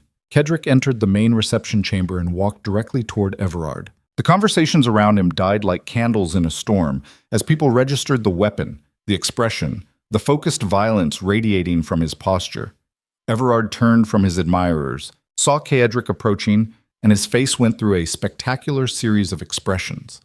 Confusion, recognition, fear, and finally, something that looked almost like resignation. Hello, cousin. The room froze. Everard's hand moved toward his own blade, but stopped when Caedric raised the ceremonial sword in formal challenge position. Not attack. Challenge. The ancient form that demanded response through combat rather than words. You've got stones, Everard said quietly. I'll give you that. Coming here, to my wedding, armed. Your wedding, your territory. Your authority, all built on betrayal and blood. I'm here to collect what you stole. Security was moving now, guards pushing through the crowd, hands on weapons. But they hesitated, uncertain whether to intervene in what appeared to be noble dispute governed by older laws than their employment contracts. Duke Merrick stepped forward, face flushed with rage and embarrassment. "Seize him, now. This man is a wanted fugitive, and this man is Duke Caedric Ashborne," Caedric interrupted, voice carrying to every corner of the suddenly silent chamber. "Rightful lord of the Northern Territories. And I'm calling formal challenge against Everard Thorne for theft of title, betrayal of blood, and the murder of innocents in his quest for stolen power." The words hung in the air like smoke from extinguished flames. Formal challenge was ancient law, predating the current kingdom by centuries. It demanded personal combat to settle disputes when honor was questioned. Refusing meant admitting guilt and losing all credibility among noble houses who still pretended to care about tradition. Everard understood the trap immediately. Accept and risk death in single combat. Refuse and lose the legitimacy he'd worked to build. Either choice destroyed something essential. His cousin smiled, but the expression held no confidence. "You're insane. Walking in here, demanding single combat, thinking you can just reverse everything through theatrical violence. Not thinking, knowing. Because everyone in this room is watching, every noble house, every alliance you've built. They're all seeing whether you'll face me like a man or hide behind guards like the coward we both know you are." Everard's jaw tightened. Caedric could see the calculation happening behind his eyes, weighing odds and outcomes. "Fine. You want combat? You'll get it. But when I kill you, everyone here witnesses that Duke Ashborne died challenging legitimate authority. He drew his sword, proper dueling blade instead of ceremonial display piece. Better balanced, better steel. Probably better training too, since Everard had spent the last month consolidating power instead of surviving in the wilderness." The crowd pulled back, creating space in the center of the reception chamber. An impromptu arena floored in marble and surrounded by witnesses who'd come for a wedding and found themselves watching something far more primitive. Caedric met his cousin's eyes across 6 feet of empty space. Last chance to abdicate peacefully. Everard laughed. Last chance to run. They moved simultaneously. Steel clashed in the center of the chamber, the sound sharp enough to make several nobles flinch. Everard fought with professional competence, striking high and following with low cuts designed to test defenses and find openings. He'd been trained by decent swordmasters and practiced enough to be dangerous, but Caedric had been forged in actual combat. He parried the initial strikes and countered with a thrust that forced Everard back 3 steps. His cousin recovered quickly, circling right, looking for angles. They traded blows in a deadly dance that had both men breathing hard within seconds. Around them, the crowd watched in horrified fascination. This wasn't theatrical dueling for honor and show. This was 2 men trying to kill each other with witnesses providing legitimacy instead of intervention. Everard lunged forward, blade seeking Caedric's throat. The strike came fast and committed, leaving him momentarily exposed. Caedric sidestepped and brought his sword down on his cousin's shoulder. Steel bit through fabric and flesh. Everard screamed and stumbled backward, blood spreading across his wedding finery. His sword arm hung awkwardly, not severed but damaged enough to compromise his grip. Caedric pressed the advantage, striking again, driving his cousin toward the wall. He could end this now. 1 thrust, clean kill. Justice delivered in front of everyone who'd supported the betrayal. Then he saw Isidore's face in the crowd. She wasn't watching the fight. She was watching the doors where guards were pouring in, at least 30 of them, armed with crossbows instead of swords. Professional killers who didn't care about formal challenge or ancient traditions. And leading them was someone Caedric recognized. Corin, his own commander. The veteran who'd argued for bold action and sworn loyalty through blood and shared danger. Standing with Merrick guards, crossbow aimed directly at Caedric's chest. The betrayal hit harder than any blade could have. Caedric froze, sword still raised, mind trying to process what his eyes were showing him. Corin, his trusted commander. The man who'd fought beside him through every raid and ambush. Working for Merrick. Probably working for Merrick the entire time. Everard saw the distraction and lunged despite his wounded shoulder. His blade caught Caedric across the ribs. Not deep enough to kill, but enough to send lightning through his nervous system. Caedric stumbled backward, hand pressed against the wound, feeling blood pulse between his fingers. The crowd gasped. Corin's voice cut through the chaos. "Stand down, Ashborne. You're surrounded and outmatched. Surrender, and maybe you live long enough to stand trial." Trial. The word would have been funny if Caedric wasn't bleeding and staring at the wreckage of every assumption he'd built his strategy upon. How long? His voice came out rougher than intended. How long have you been selling information to Merrick? Corin's expression didn't change. Since the beginning. Since you recruited me in that tavern with promises of vengeance and glory. Merrick pays better and doesn't operate from abandoned mills like some desperate bandit. The confession landed like stones dropped into deep water, ripples spreading through implications and consequences. Every raid planned, every position revealed, every piece of intelligence Caedric thought he controlled had been flowing directly to his enemies. He'd never had a chance. Around him, more guards moved into position, crossbows aimed, escape routes blocked. Vera was somewhere in the crowd but hopelessly outnumbered. Isadora stood frozen, her carefully constructed plans collapsing exactly like his own. Everard recovered his blade and pressed it against Caedric's throat, the point dimpling skin just short of drawing blood. Any last words, cousin? Caedric looked at the assembled nobles, at Merrick's satisfied expression, at Helena watching with professional detachment, at the guards who'd probably been briefed on this scenario days ago. He'd walked into a trap so perfectly constructed that he'd never seen it coming, and the worst part was knowing they'd used his own rage against him. His need for dramatic confrontation, his desire to humiliate Everard publicly. They'd counted on him choosing theater over tactics, and he'd delivered exactly what they wanted. A confession through action that he was dangerous, unstable, and needed to be eliminated. Yes, he said quietly, I have last words. He looked directly at Isadora. Run! Then he grabbed Everard's blade with his bare hand and pulled, dragging his cousin forward while ignoring the steel slicing through his palm.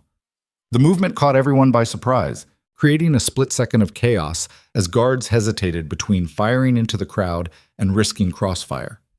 Caedric used that split second. He shoved Everard toward the nearest cluster of nobles and ran toward the eastern windows, not toward the doors where guards were positioned, toward the glass and the three-story drop beyond. Crossbow bolts hissed through the air behind him. One caught his shoulder, another grazed his thigh.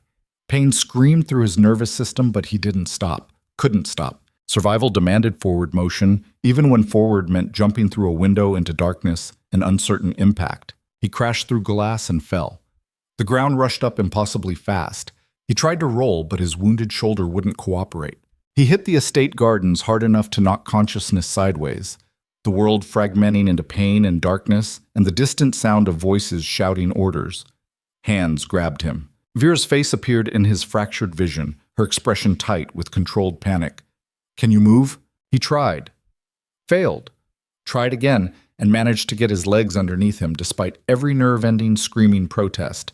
Define move. Good enough. She half carried him toward the estate's eastern wall where forest waited beyond manicured gardens. Behind them, guards poured from the building, torches spreading like infection across the grounds.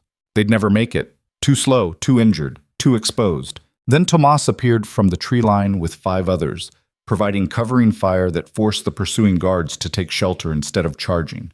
The distraction bought seconds. Maybe enough. They reached the wall and scrambled over, Caedric's wounded hand leaving blood smears on ancient stone. The forest swallowed them into darkness thick as guilt, while behind them the estate erupted into organized pursuit, dogs barking, horses being saddled, the machinery of manhunt activating with terrifying efficiency. Caedric stumbled through undergrowth that tore at his clothes and aggravated his wounds. Every step felt like moving through nightmare geography, where distance stretched and safety remained perpetually out of reach. Blood loss made the world swim in and out of focus, while his mind tried to process the magnitude of what had just collapsed. Corin's betrayal. The trap he'd walked into. The realization that every move he'd made for weeks had been anticipated and countered. They'd let him feel successful, let him build momentum and confidence, all while feeding him information that led exactly where they wanted, to this moment, bleeding and broken and hunted through wilderness by people who knew every escape route because his own commander had revealed them. Vera pulled him into a ravine and pressed him against cold stone. Stay quiet, they're close. Torchlight flickered above them, voices calling coordinates, dogs straining against leashes. The pursuit passed within yards. So close, Caedric could hear individual conversations about where the fugitives might run. They knew the terrain as well as he did, because Corin had told them. The realization kept hitting in waves, each one worse than the last. Not just today's trap, every engagement, Every raid, every moment he'd thought he was building toward victory while actually just confirming his enemy's intelligence about his capabilities and intentions. He'd been a puppet dancing on strings he couldn't see. The thought should have broken him. Instead, it crystallized something cold and clear in the center of the pain and exhaustion. He'd been playing the wrong game, fighting for legitimacy and recognition and the restoration of stolen authority, following his father's playbook about how power worked and what mattered in noble society. But his father's playbook had gotten his father killed, and it had nearly gotten Caedric killed tonight. The pursuit sounds faded into distance as the search moved toward predicted escape routes. Vera waited another 10 minutes before risking movement. Can you walk? Caedric tested his legs. Everything hurt, but nothing felt broken beyond use. Yes. Then we need to move. They'll circle back once they realize we're not where they expected. Where are we going? Vera's expression suggested she'd been asking herself the same question. I don't know. The mill's compromised. Every safe house Corin knew about is a trap waiting to close. We've got no supplies, no support, and you're bleeding from at least 3 places I can see. Caedric forced himself to think past the pain and betrayal, to calculate with the part of his mind that stayed cold, even when everything else burned. Isadora. She wasn't part of Corin's intelligence network. She worked independently, assuming she survived the estate. She survived. She's too smart to get caught in chaos she didn't create. Where would she go? If I were her, I'd head for neutral territory, somewhere neither Merrick nor Thorn controls. Let both sides think I fled and wait for the dust to settle before making next moves. Caedric closed his eyes, thinking through geography and political boundaries. Neutral territory meant the borderlands, the ungoverned spaces between kingdoms where authority was measured in immediate violence rather than inherited titles. Lawless, dangerous, perfect for people running from failed coups and shattered plans. The borderlands. 3 days hard travel if we move fast. You're not moving fast. You're barely moving at all. Then I'll move slow. But I'll move. Vera studied him with the professional assessment of someone calculating whether her investment was still viable. Why? Why keep going when everything just collapsed? You've got no army, no resources, no allies you can trust. Your cousin knows you're alive and will hunt you until you're dead or captured. Merrick has unlimited money and professional killers.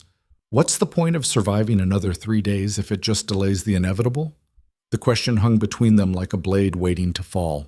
Caedric looked at his ruined hand, the blood seeping through makeshift bandages, the physical evidence of how completely he'd been outmaneuvered.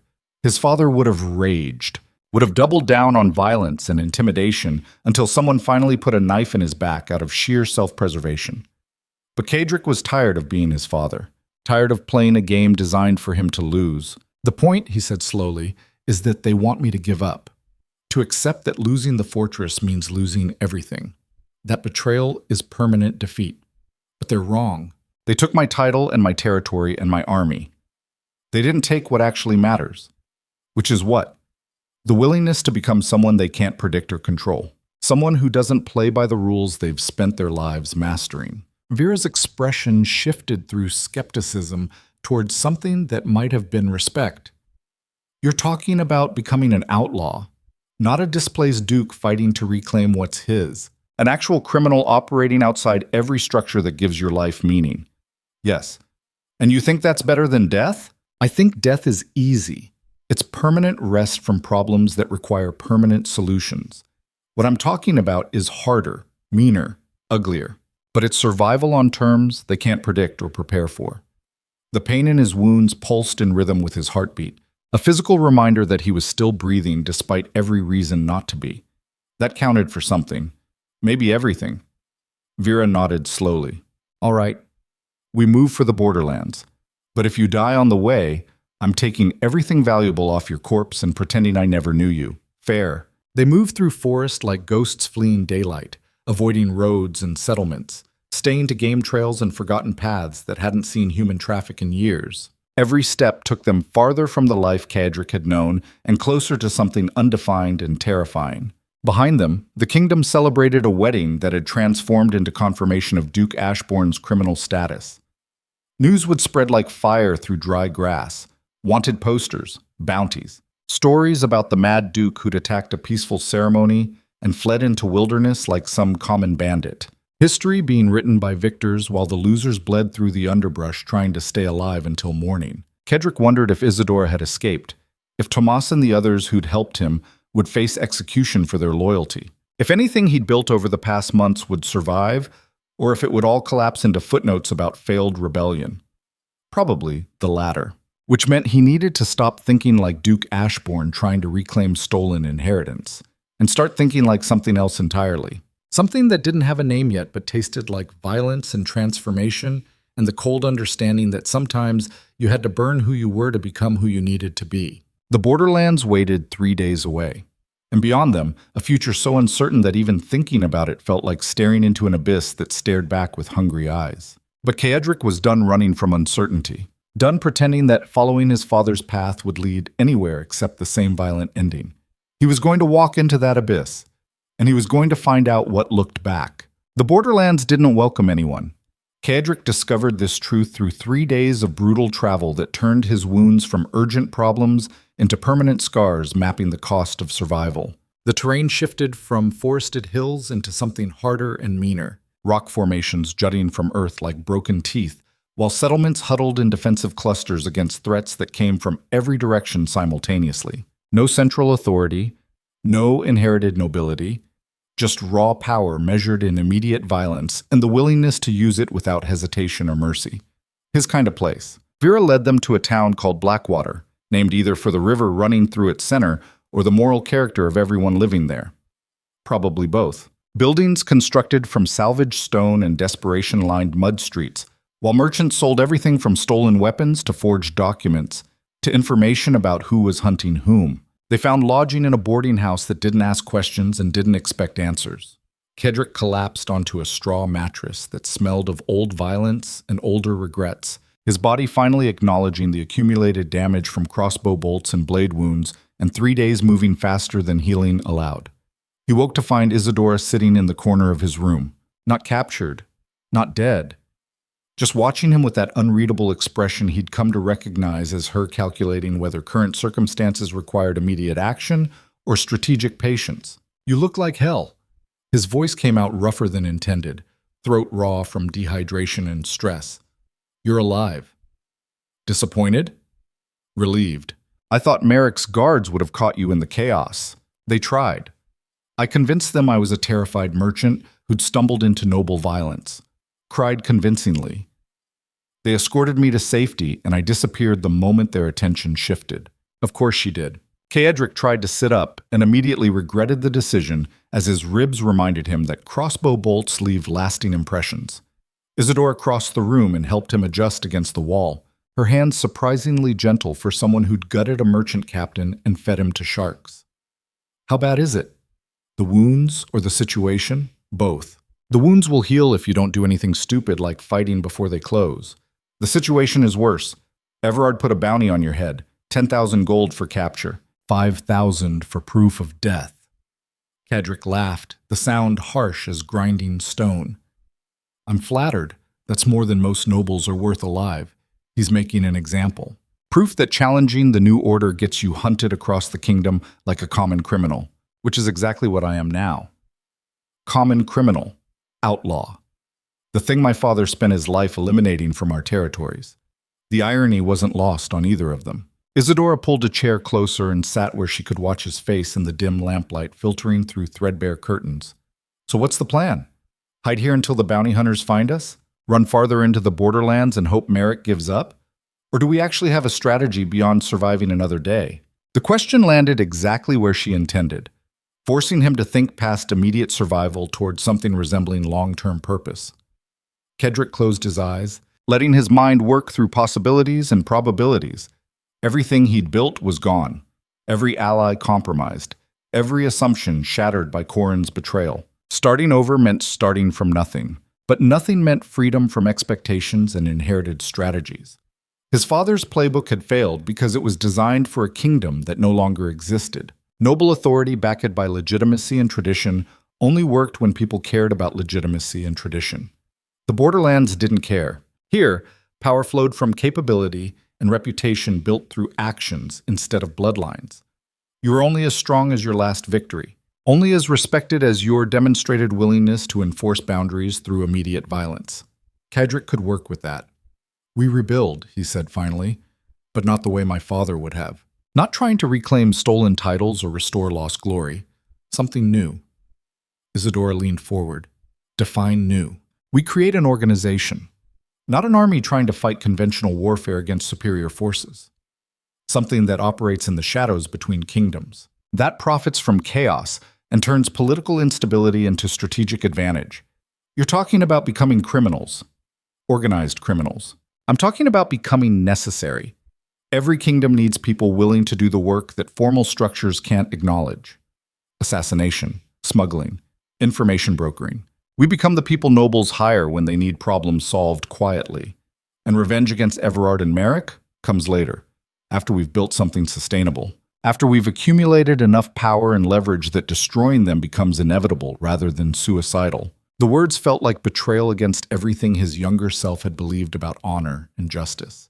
But his younger self hadn't survived a coup orchestrated by his own cousin, hadn't been betrayed by trusted commanders, hadn't learned that playing by rules only worked when everyone else followed them too. Isadora studied him with something that looked almost like pride. You're finally thinking clearly. Meaning you're letting go of who you were supposed to be and accepting who circumstances are making you become. That's survival. That's adaptation. That's how you actually win instead of just dying with your principles intact. Is that what you did? After your merchant captain? She smiled without warmth. I learned that the world divides into two groups. People who adapt when reality contradicts their beliefs and corpses who died defending ideas that got them killed. I prefer the first category. Caedric understood that choice more intimately now than he'd wanted to admit. Every wound throbbing through his body was a lesson about the cost of clinging to inherited assumptions. His father's brutal pragmatism hadn't been enough because it still operated within noble frameworks, still believed that fear and violence could maintain order if applied with sufficient discipline. But fear was unstable. Violence was unsustainable. Eventually, they collapsed under their own weight, leaving vacuum for whoever was ruthless enough to fill it. Caedric needed to be that person, not the displaced duke trying to reclaim stolen inheritance. The architect of something new, built from understanding that kingdoms rose and fell, but human nature remained constant. People would always need forbidden services, always seek advantages their public positions couldn't acknowledge, always require someone willing to operate outside official structures. He could be that someone, and he could use the profits to slowly dismantle everyone who'd betrayed him. The door opened without warning. Vera entered carrying supplies and information, dropping both on the table before turning to face Caedric with an expression that suggested complications had arrived ahead of schedule. We've got a problem. Always. Bounty hunters. 3 groups working this area. Word spread fast about your presence. They're comparing descriptions and asking questions in every tavern and boarding house in Blackwater. How long before they narrow it down? Hours. Maybe less if someone decides our collective 5,000 gold is worth the risk of inaccuracy. Caedric forced himself upright despite his body's violent protests. Moving this soon risked reopening wounds, but staying risked capture or death. Easy choice when framed honestly. We need leverage, something that makes killing us more expensive than the bounty. Like what? Isadora asked. We have no resources, no hostages, no information valuable enough to trade for protection. We have something better. We have the truth about who's actually controlling the northern territories. Both women stared at him like he'd suggested flying to the moon. Vera spoke first. How does truth help against bounty hunters who don't care about politics? It doesn't, but it helps against the person funding the bounty hunters. Merrick built his power through commercial dominance and strategic alliances. His reputation depends on being seen as legitimate authority instead of opportunistic conqueror. We threaten that reputation. We threaten the foundation of everything he's built. By doing what? Writing pamphlets? Hiring street corner preachers to tell everyone the truth? By approaching the one person who hates Merrick as much as we do and has the resources to actually damage him. Caedric met Isadora's eyes, watching understanding dawn across her features. Your brothers. Whichever one survived the succession war. Exactly. They want control of Ravencross territories. Merrick is their primary commercial competitor. We offer them detailed intelligence about his supply networks, his hidden vulnerabilities, his private agreements with Everard. Everything Isadora collected from your family archives, plus everything I know about Northern infrastructure. In exchange for what? Protection. Resources. A base of operations that Merrick can't touch without starting a war between major houses. That's insane. My brothers would as soon kill you as ally with you. You're a wanted fugitive who represents everything unstable about Northern politics. True. Which is why you're going to be the one who approaches them. Alone. Offering partnership that benefits their ambitions while keeping me at enough distance that they can deny involvement if things go wrong. Isadora's expression shifted through several calculations before settling on something that looked like grudging acceptance. You're using me as a diplomatic shield. I'm using you as a strategic asset with family connections I don't have. There's a difference. Is there? The question echoed earlier conversations about his father's methods, about whether he was just recreating the same brutal pragmatism or actually learning from past failures. Caedric hoped it was the latter. But hope wasn't strategy. Fine, Isadora said finally. I'll approach my brothers. Whichever bastard won the succession. But I'm negotiating terms that benefit me as much as you. Agreed. And if they try to use me as leverage against you, I'm walking away and you're on your own. Fair. She stood, straightening clothes that had seen 3 days of hard travel, and looked at. I'll leave at dawn. Ravencross Holdings are 4 days south. If I'm not back in 10 days, assume I'm dead or captured and plan accordingly. Don't get captured. I'll try my best. She left without additional ceremony, moving like someone who'd made difficult decisions and refused to second-guess them afterward. Vera waited until the door closed before speaking. You trust her? No, but I trust her self-interest aligns with ours enough to make betrayal more expensive than cooperation. That's as close to trust as we're getting. And if you're wrong, then we die in the borderlands instead of on Everard's execution platform. I've got a preference, but both end the same way. Vera almost smiled. You've gotten darker since losing the fortress. I've gotten realistic. There's a difference. She didn't argue the point. They spent the next 3 days establishing infrastructure for what would either become a new criminal enterprise or a very brief final chapter in Duke Ashborne's story. Caedric met with Borderlands fixers, people who specialized in moving contraband and information across boundaries that official authority couldn't cross. Most were scum who'd sell him to Merrick's bounty hunters for half the posted reward. A few were professionals who understood that reputation mattered more than immediate profit. Those few became the foundation of what he was building. He recruited carefully, not soldiers trying to reclaim lost glory, but specialists who understood that power in the Borderlands came from being useful rather than legitimate. Smugglers who knew every hidden route between kingdoms. Forgers who could create documentation convincing enough to fool royal customs. Information brokers who traded secrets the way merchants traded grain. They didn't care about Duke Ashborne's stolen inheritance. They cared about profit and the promise of steady work from someone who understood how shadow markets actually operated. Within 3 days, Caedric had the skeleton of an organization, not an army, a network. People positioned to move goods, information, and violence across territories that formal structures couldn't effectively police. It was something. Not enough to threaten Merrick directly, but enough to survive while building toward eventual confrontation. On the 4th morning, news arrived that changed everything. The king was dead, not wasting away from illness anymore. Actually dead, found in his private chambers with a blade through his heart, and no witnesses to explain how an assassin had breached the most secure location in the kingdom. Vera brought the news along with breakfast and her assessment of implications. The succession crisis just became a succession war. Every major house with a blood claim is mobilizing. Merrick and Everard have one of the strongest positions, but 3 other factions are contesting their authority. Which means the kingdom is about to tear itself apart. And during civil war, nobody's paying attention to displaced dukes in the borderlands. Caedric felt something cold and calculating settle in his chest. The king's death was opportunity. Massive opportunity. The kind that came once in a generation if you were positioned to exploit it. Get everyone together. Everyone we've recruited. I need to explain what we're doing and why. You're going back, eventually, but not to reclaim what Everard stole, to take advantage of what his ambition is about to destroy. The network gathered in a warehouse Caedric had purchased, using funds from selling information about Merrick's supply routes to competing merchants. 23 people representing skills ranging from assassination to forgery to smuggling to things that didn't have names in polite society. They looked at him with expressions ranging from curiosity to skepticism.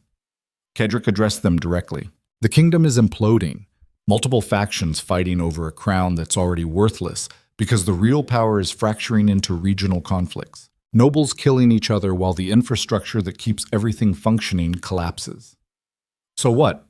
Someone called from the back. Why do we care about noble wars? Because wars require logistics. Armies need supplied. Information needs moved. People need killed quietly. And every faction will pay premium prices for services they can't get through official channels. You want us to play all sides. I want us to become indispensable to all sides. We don't care who wins the crown. We care about being the organization that makes winning possible for whoever pays best. That's mercenary work. It's pragmatic business. And it's how we build something sustainable instead of burning out in 6 months trying to fight conventional warfare against superior forces. The room fell silent as his people processed the implications. This wasn't noble rebellion or righteous uprising. This was calculated exploitation of chaos for profit and power accumulation. Some looked disturbed. Most looked interested. "What's our first move?" Vera asked. "We reach out to every major faction, offer services at competitive rates, prove we can deliver results that justify the risk of hiring criminals, build reputation fast enough that when the war reaches its peak, we're the first call everyone makes. And after? When one faction wins and tries to eliminate the criminals they hired? After, we have enough leverage and resources to negotiate terms, or enough capability to disappear and start over somewhere else. Either way, we survive." A woman named Kira, who specialized in poison and political assassination, stood up. "What about personal revenge? You going after the cousin who stole your territory?" "Eventually. But revenge is dessert, not dinner. First we eat, then we settle accounts." The brutal honesty seemed to resonate better than inspiring speeches would have. These weren't people motivated by justice or honor. They were survivors who understood that ideology was luxury reserved for people who could afford to die for principles. The meeting dissolved into tactical planning while Caedric retreated to the warehouse's upper level where he could watch his organization taking shape. This was what his father had never understood. That building power through fear alone was unsustainable because fear eventually drove people toward desperate rebellion. Real power came from being necessary, from providing services that others couldn't or wouldn't, from becoming so embedded in the infrastructure of violence and commerce that removing you meant destabilizing everything. He was going to become that embedded. And when the time came, he was going to use that leverage to destroy everyone who'd betrayed him.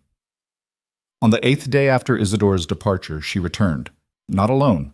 She brought with her a contingent of Ravencross soldiers and a man who looked like someone had taken Isidore's features and reforged them through violence and paranoia. Her brother. Whichever one had survived the succession conflict. They met in neutral ground, a tavern that catered to people conducting business they couldn't acknowledge publicly. The brother introduced himself as Marcus Ravencross, new head of the family and controller of southern commercial territories that competed directly with Merrick's empire.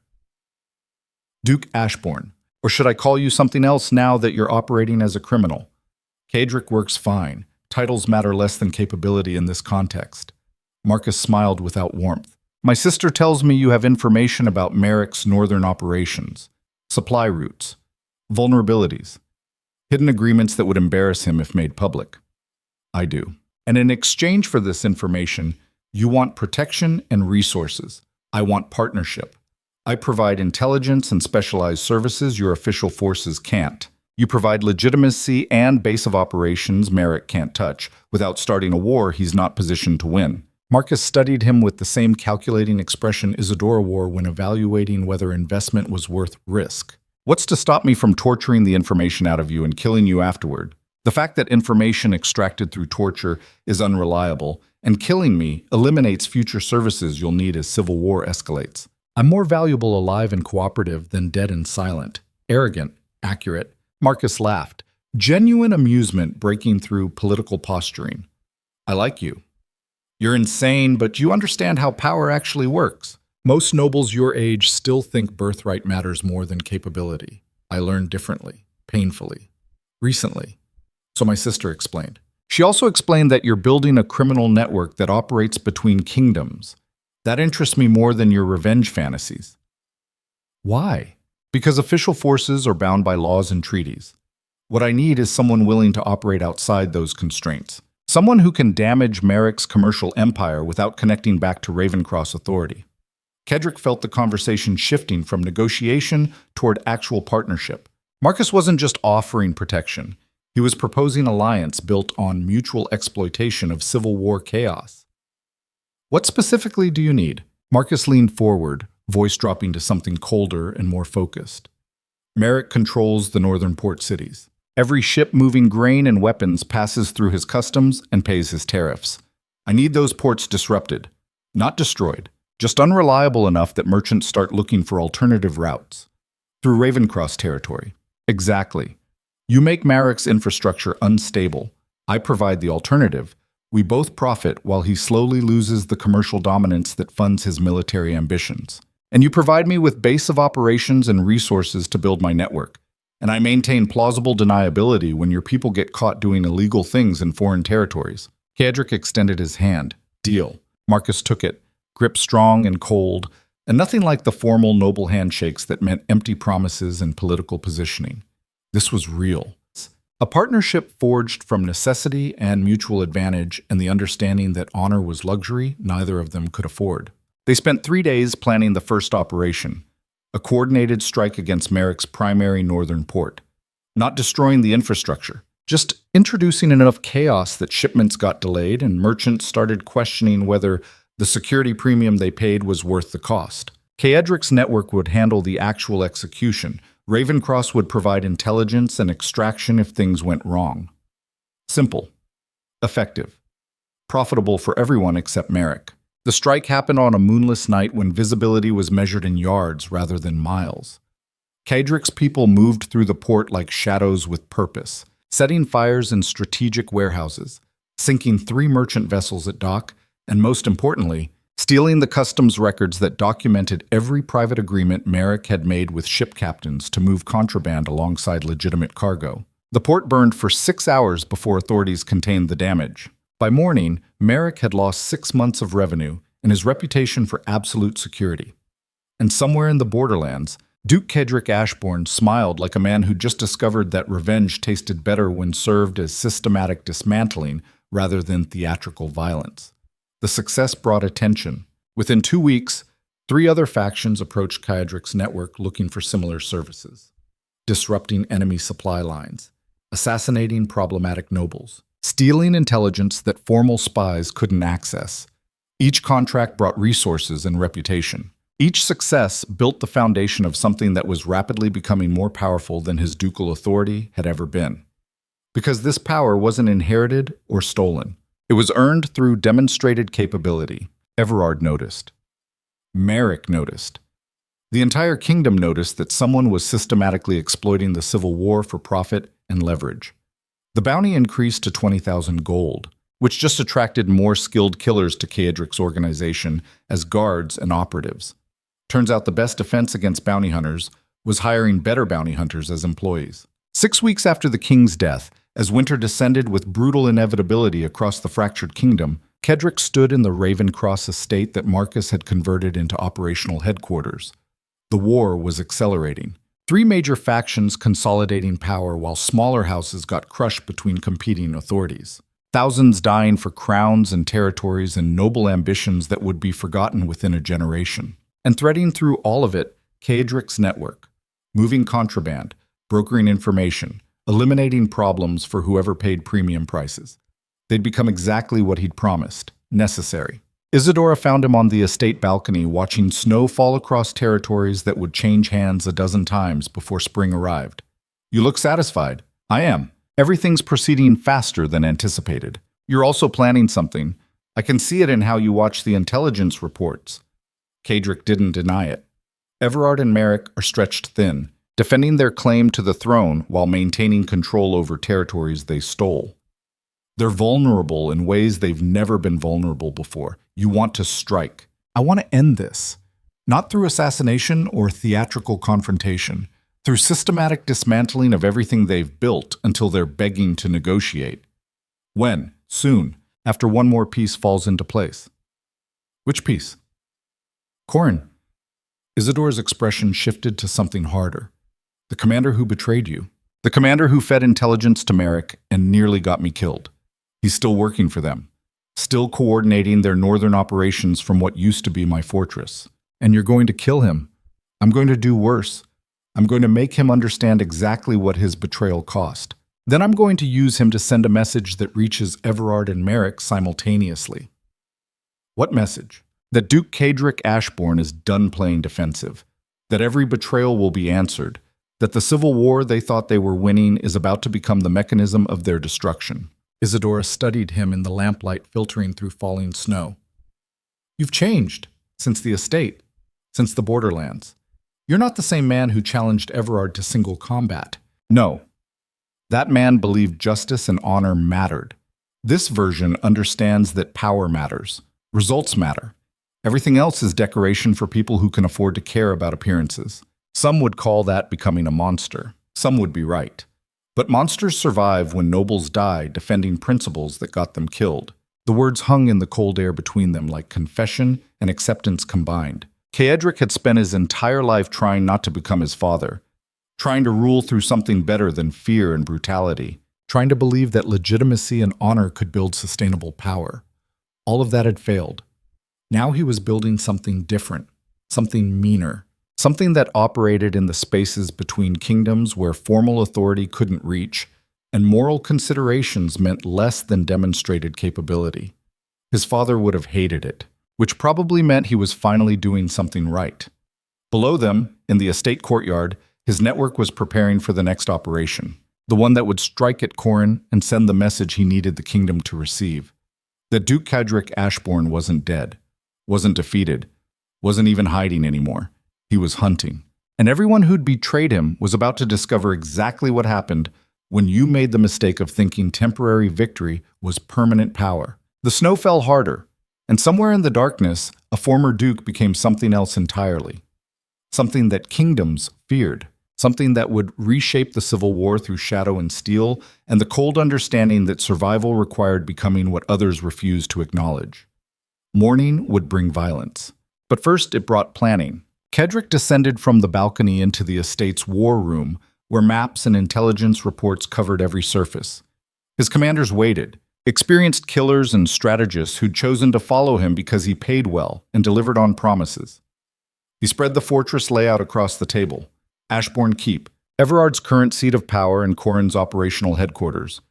We're taking it back. The room fell silent. Vera spoke first. That's suicide. Even undermanned from the Civil War, that fortress has 200 soldiers in defensive positions that withstood siege for 300 years. 200 soldiers, Caedric agreed, but I know every secret passage, every weak point, every design flaw my ancestors built into the architecture because they understood that fortresses can become prisons when enemies control the gates. You're talking about infiltration. I'm talking about turning their stronghold into their tomb. We go in quiet. We sabotage defenses from within. And when chaos erupts, we open the gates for Marcus's forces to finish what we start. Marcus won't commit troops to an assault this risky. Isadora's voice cut through the objection. He will if we offer him control of Ashborne territories afterward.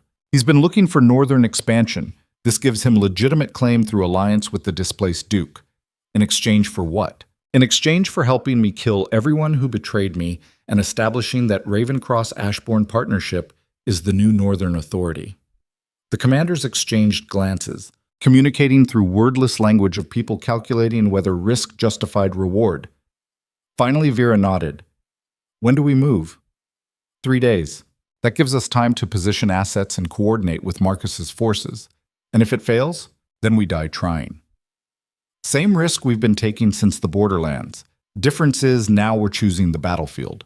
The planning consumed 72 hours of detailed preparation that made the difference between suicide mission and calculated operation with survival chances approaching possible. On the night of the 3rd day, Caedric stood at the forest edge looking up at Ashborne Keep, silhouetted against winter stars. His home, his inheritance, the fortress he'd defended and lost and now intended to reclaim through methods his father would have recognized even while condemning them. Vera materialized beside him, dressed in dark clothes that rendered her nearly invisible against the night. Everyone's in position. Marcus's forces wait 2 miles out, ready to move when we signal. Good. You ready for this? Caedric touched the sword at his hip, feeling the familiar weight of steel that had drawn blood and would draw more before dawn arrived. I was born ready for this. Just took me a while to understand what this actually required. They moved through darkness toward the cliffs beneath the eastern rampart, where his ancestors had carved the secret entrance Caedric had used to escape months ago. The same passage that would now become invasion route. The climb was brutal. Rock slick with ice, wind tearing at exposed skin, nothing but empty air and lethal impact waiting below if hands slipped or holds crumbled. Caedric climbed anyway. Behind him, 20 of his best killers followed in silence. Each one chosen for specific skills needed to turn this operation from suicidal gesture into actual victory. They reached the passage entrance, still concealed, still accessible, still exactly as he'd left it. Caedric led them into darkness that tasted of stone and old violence, navigating by memory and instinct through corridors he'd explored as a child. The fortress hadn't changed, the same passages, the same acoustic properties that carried sound in predictable patterns, the same architectural quirks that made defense strong from outside but vulnerable from within. They emerged in the undercroft where he'd hidden with Isadora during the coup. Now it became staging ground for counter-coup. His people spread through the fortress's bones like infection through a body, positioning themselves at key structural points. Support beams that held up the Great Hall, water supplies that fed the garrison, armories where weapons waited under inadequate guard. Caedric made his way toward the tower where Corin would be sleeping, confident in stolen authority and Merrick's protection. That confidence was about to become fatal. The tower room waited exactly as memory promised. Caedric entered silent as death itself, blade already drawn, moving toward the bed where his former commander snored in oblivious comfort. He pressed steel against Corin's throat hard enough to wake him, but not deep enough to kill. The veteran's eyes snapped open. Recognition dawned like sunrise, revealing carnage. "Hello, Corin. We need to talk about betrayal and consequences." Corin stared at the blade pressed against his throat with eyes that showed no fear. Just calculation. Still calculating even with steel-dimpling skin and death breathing inches from his face. That was what made him dangerous. What had made him valuable before betrayal transformed him into liability that needed permanent resolution. "You should have stayed in the borderlands," he said quietly. "Coming back here is suicide." Caedric increased pressure fractionally, watching a thin line of blood appear where metal met flesh. "Funny. That's what everyone keeps telling me. Yet here I am, in your room, in my fortress, while you're bleeding and trying to decide if there's any combination of words that keeps you breathing past the next minute. There isn't. We both know it. You didn't climb back into this keep to negotiate. No. I came to understand why you sold me to Merrick, why you fed him intelligence that nearly got me killed. I need to know if it was just money or if there was something else underneath." Corin's expression shifted microscopically, not toward guilt or regret, toward something that looked almost like respect for the question being asked. "You want honesty? I want to understand betrayal before I end the person who taught me what it costs."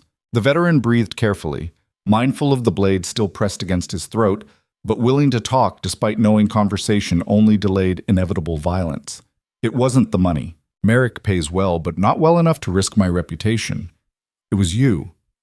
Me. You reminded me too much of your father. Same brutal pragmatism, same willingness to sacrifice anyone for strategic advantage. Same inability to see people as anything except tools or threats.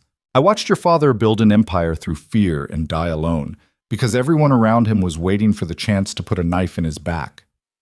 You were becoming him. Exactly him.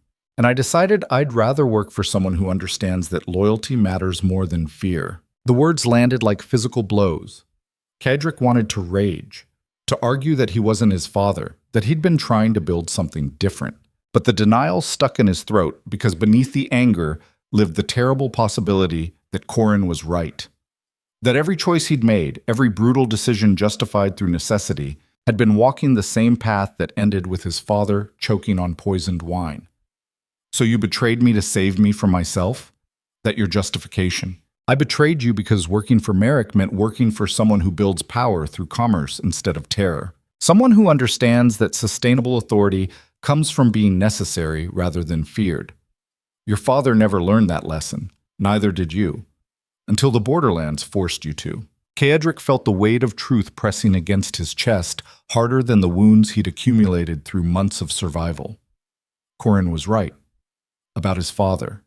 About the path he'd been walking. About everything except whether betrayal was justified by good intentions.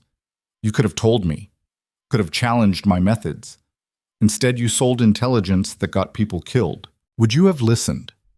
Would Duke Caedric Ashborne, rightful lord of the Northern Territories, have accepted criticism from a hired commander about his leadership style? No. Exactly. So I made the choice that kept me alive and working for someone who might actually survive past 30 without dying from internal conspiracy. The brutal honesty was almost worse than defiant hatred would have been. Corin wasn't some cackling villain who'd betrayed him for gold and sadistic pleasure. He was a pragmatist who'd looked at Caedric's trajectory and decided the investment was bad. That hurt worse than any wound. Caedric pulled the blade back from Corin's throat, though he kept it ready for immediate violence if circumstances required. Stand up, slowly. The veteran obeyed, moving with careful control that suggested he was still calculating whether combat offered survival chances.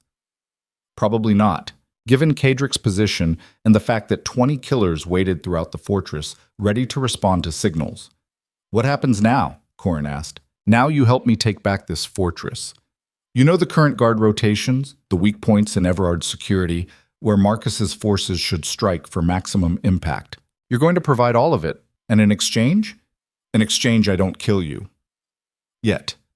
After the fortress falls, you stand trial before the people you betrayed. They decide if your justifications outweigh your crimes.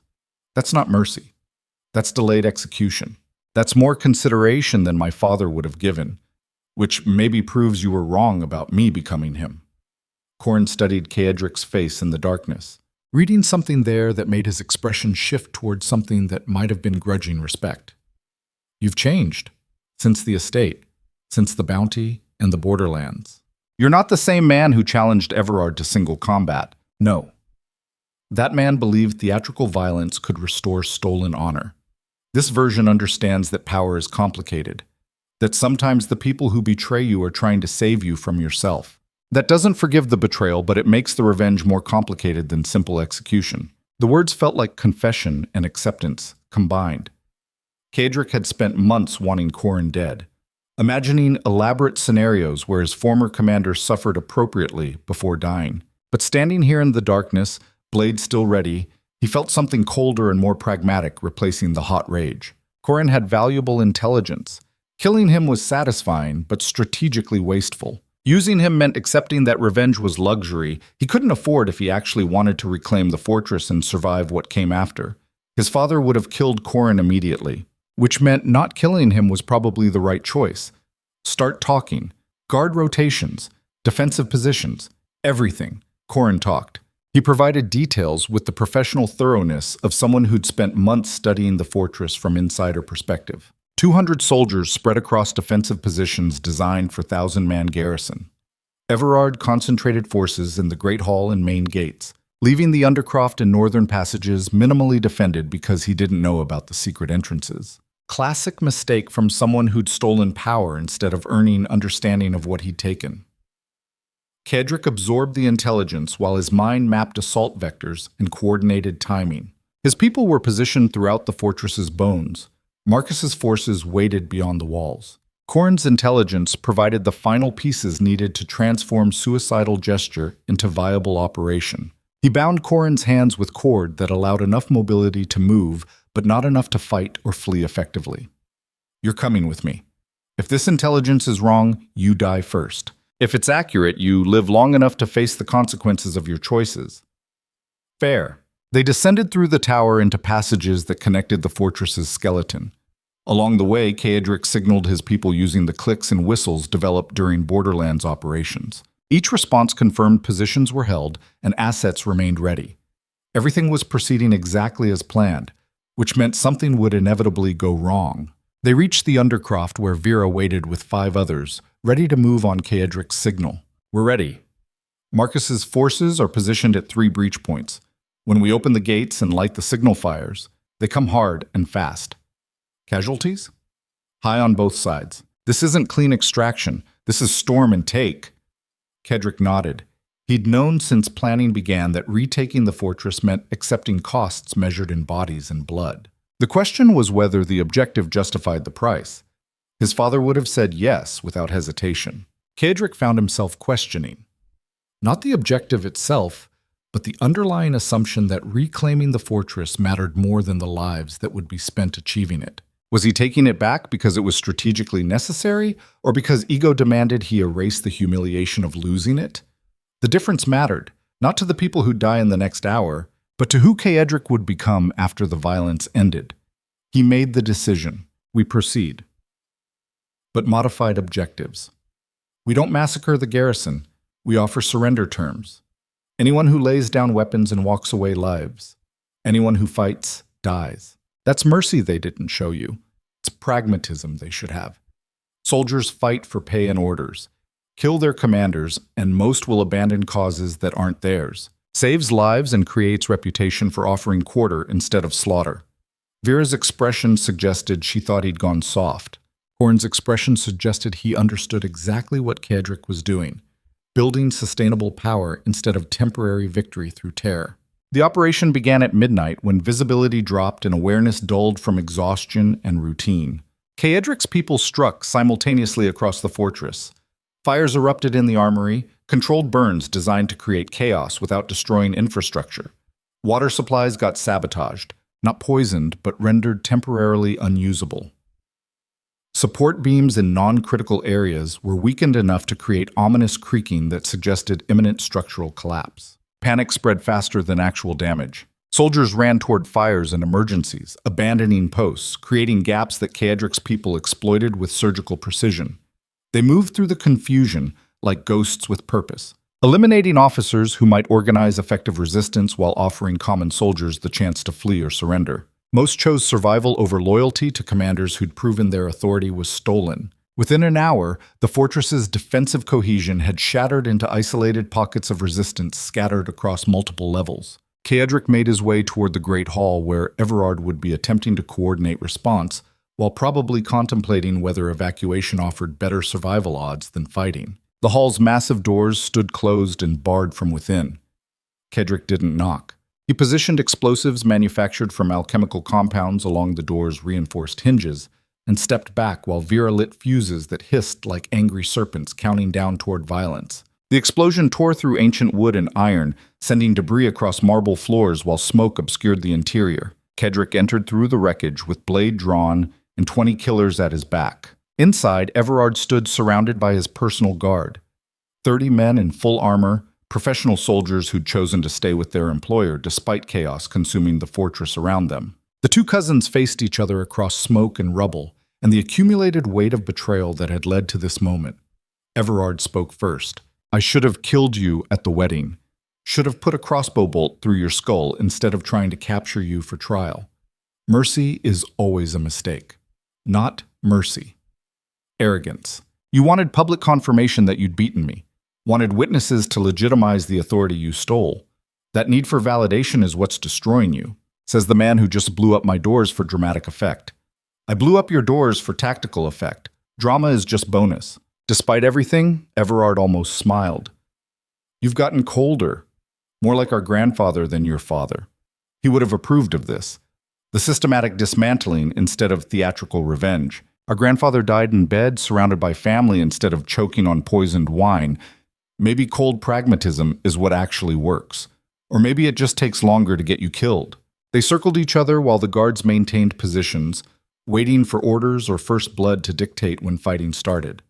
The Great Hall felt smaller than Caedric remembered, less imposing. Just a room built to showcase authority that ultimately meant nothing when violence arrived to contest ownership.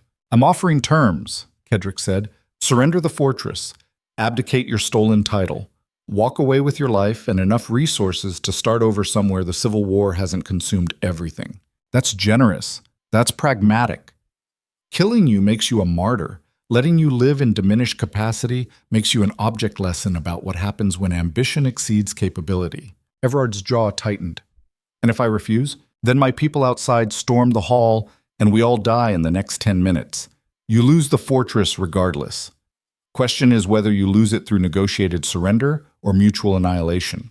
The calculation played across Everard's features, pride warring with survival instinct, the desire to fight unto death colliding with the reality that dying accomplished nothing except satisfying ego. Caedric could see the moment his cousin made the decision. Everard lowered his sword. I surrender. Under terms of safe passage and resources sufficient for dignified withdrawal. Agreed. The guards looked at their employer with expressions ranging from relief to barely concealed contempt. They'd stayed loyal through chaos, but loyalty had limits when it became synonymous with suicide. Caedric gestured toward the shattered doors. Take your personal guard and whatever you can carry in one wagon. You have until dawn to be beyond my borders. After that, you're a fugitive subject to the same bounty you placed on me. Generous to the last. Pragmatic to the last. I don't want to spend the next decade looking over my shoulder wondering if you're plotting revenge. Better you're alive and diminished somewhere I can watch than dead and martyred for other ambitious nobles to rally behind. Everard nodded slowly, accepting terms that preserved life while destroying everything he'd fought to build. For what it's worth, cousin, I actually believed I'd be better than you, that I could rule without the brutality and fear. Turns out authority requires things I wasn't willing to become. It requires understanding that power is complicated, that sometimes brutal choices are necessary but shouldn't be default response. That sustainable authority comes from being necessary rather than terrifying. You never learned that. Neither did my father. I'm still learning. The admission felt like weakness but landed like strength. Caedric had spent his entire life trying to avoid becoming his father while simultaneously following patterns that led exactly where his father had ended. The Borderlands had broken those patterns through necessity, forcing him to rebuild from foundations that actually worked instead of just looked impressive. Everard collected his guards and departed through the shattered doors, moving like someone whose entire world had just collapsed around him, but was still breathing despite the wreckage. Caedric watched him go and felt something unexpected, not satisfaction, relief, that the cycle of violence could end through negotiation instead of massacre, that he'd chosen pragmatism over vengeance when the opportunity for both had arrived simultaneously, that maybe, possibly, he was actually learning from his father's failures instead of just repeating them with different justification. Vera approached as Everard disappeared into the fortress's depths. Marcus's forces are holding position at the walls, waiting for signal whether to storm or stand down. Stand down. The fortress is ours. No need for additional bloodshed. You let him live, I let him leave. There's a difference. Your father wouldn't have. My father died alone and poisoned because everyone around him was waiting for the chance to betray him. I'm trying something different. Vera studied him with an expression that suggested she was recalculating her assessment of who Caedric had become. Different might actually work, or might get me killed. We'll find out. The fortress secured over the next hours through systematic clearing of remaining resistance and negotiated surrender from soldiers who'd lost their commander and saw no reason to die for someone else's ambition. By dawn, Ashborne Keep flew Caedric's banner again, restored not through inherited authority, but through demonstrated capability and strategic alliance with Marcus Ravencross. The Civil War was far from over. 3 other factions still contested the crown while the kingdom bled from internal conflict that would reshape every power structure before stability returned. But Caedric had his fortress back and something more valuable, a network that operated between kingdoms, allies who'd chosen partnership over submission, and most importantly, understanding that power was temporary, but reputation lasted beyond individual victories or defeats. He stood on the eastern rampart watching dawn break across territories that had changed hands multiple times in the months since he'd fled through secret passages with Isadora at his side. She materialized beside him, looking exhausted but satisfied. Your cousin made it past the borders. My scouts confirmed he's heading south toward territories that haven't chosen sides yet. Good. You're not worried he'll regroup and come back? He might try. But he'll be rebuilding from nothing with reputation as the Duke who lost everything through incompetence. That's harder than people think. Speaking from experience? Caedric almost smiled. Very much so. They stood in companionable silence, watching the sun climb above horizon, while below them the fortress settled into rhythms dictated by new authority. Servants who'd served 3 different masters in 6 months, going about their duties with the weary pragmatism of people who understood that nobles came and went, but work remained constant. What happens now? Isadora asked. Now we consolidate. Make sure the alliance with your brother holds. Use our network to profit from the civil war while positioning ourselves for whatever power structure emerges when the fighting ends. That could take years. Probably will. Civil wars don't resolve quickly. They burn through resources and lives until exhaustion forces settlement. We just need to survive until that happens. And then, Isidora's question carried weight beyond simple strategic planning. She was asking about the future they'd discussed in the mill, about partnership versus acquisition, about whether Caedric's promises meant anything now that circumstances had shifted in his favor. He met her eyes directly. Then we build something better than what my father created. Authority that doesn't depend on fear. Power that comes from being necessary rather than terrifying. It won't be noble, won't be clean, but it might actually last beyond my death. That's a low bar. It's an honest bar.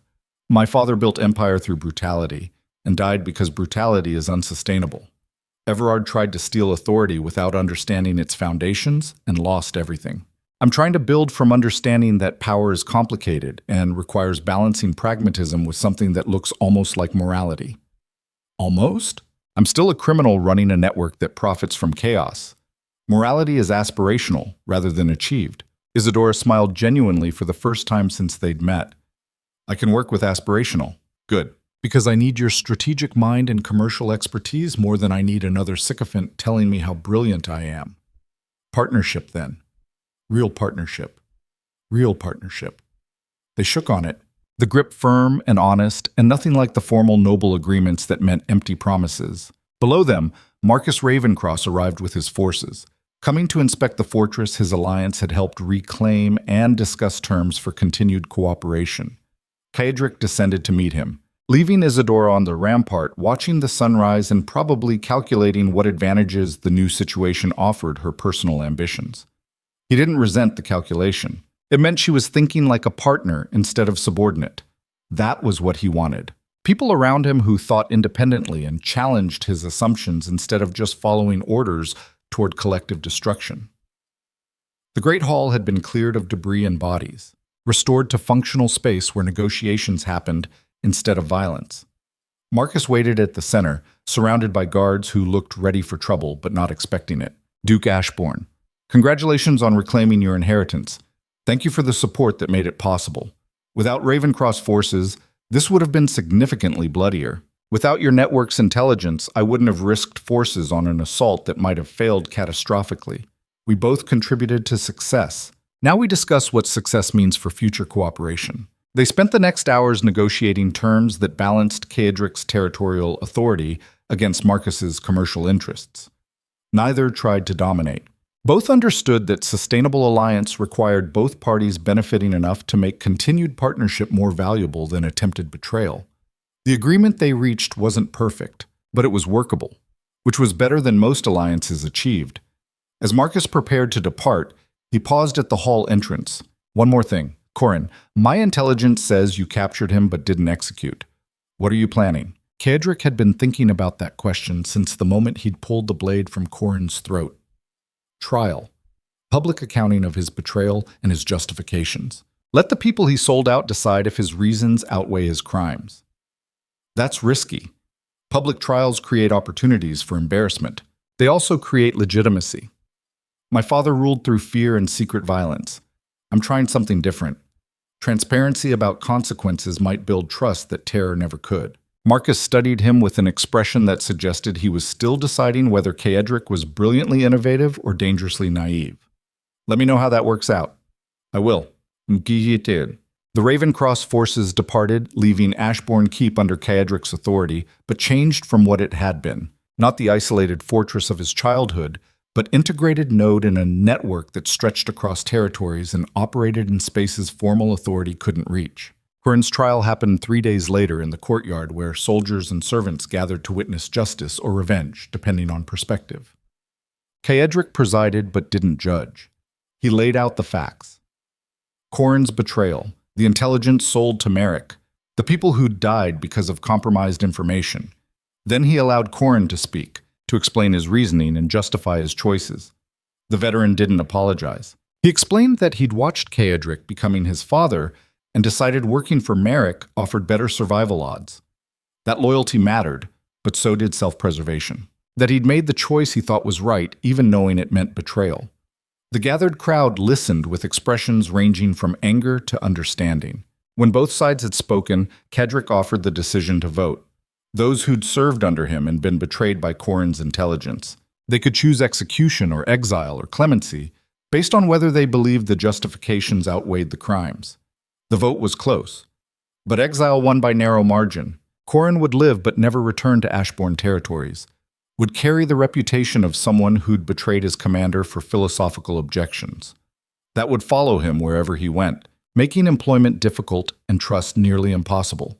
It was punishment that lasted longer than execution. Caedric watched Corin depart through the same gates Everard had used, heading toward uncertain future in territories torn apart by civil war. Part of him wanted to call it back, to execute the man who'd nearly gotten him killed and stolen months of his life through betrayal. But a larger part understood that mercy wasn't weakness when applied strategically. That showing clemency when vengeance was expected created reputation for fairness that terror could never build. That maybe, possibly, he was actually learning to rule differently than his father had. The months that followed tested that learning repeatedly.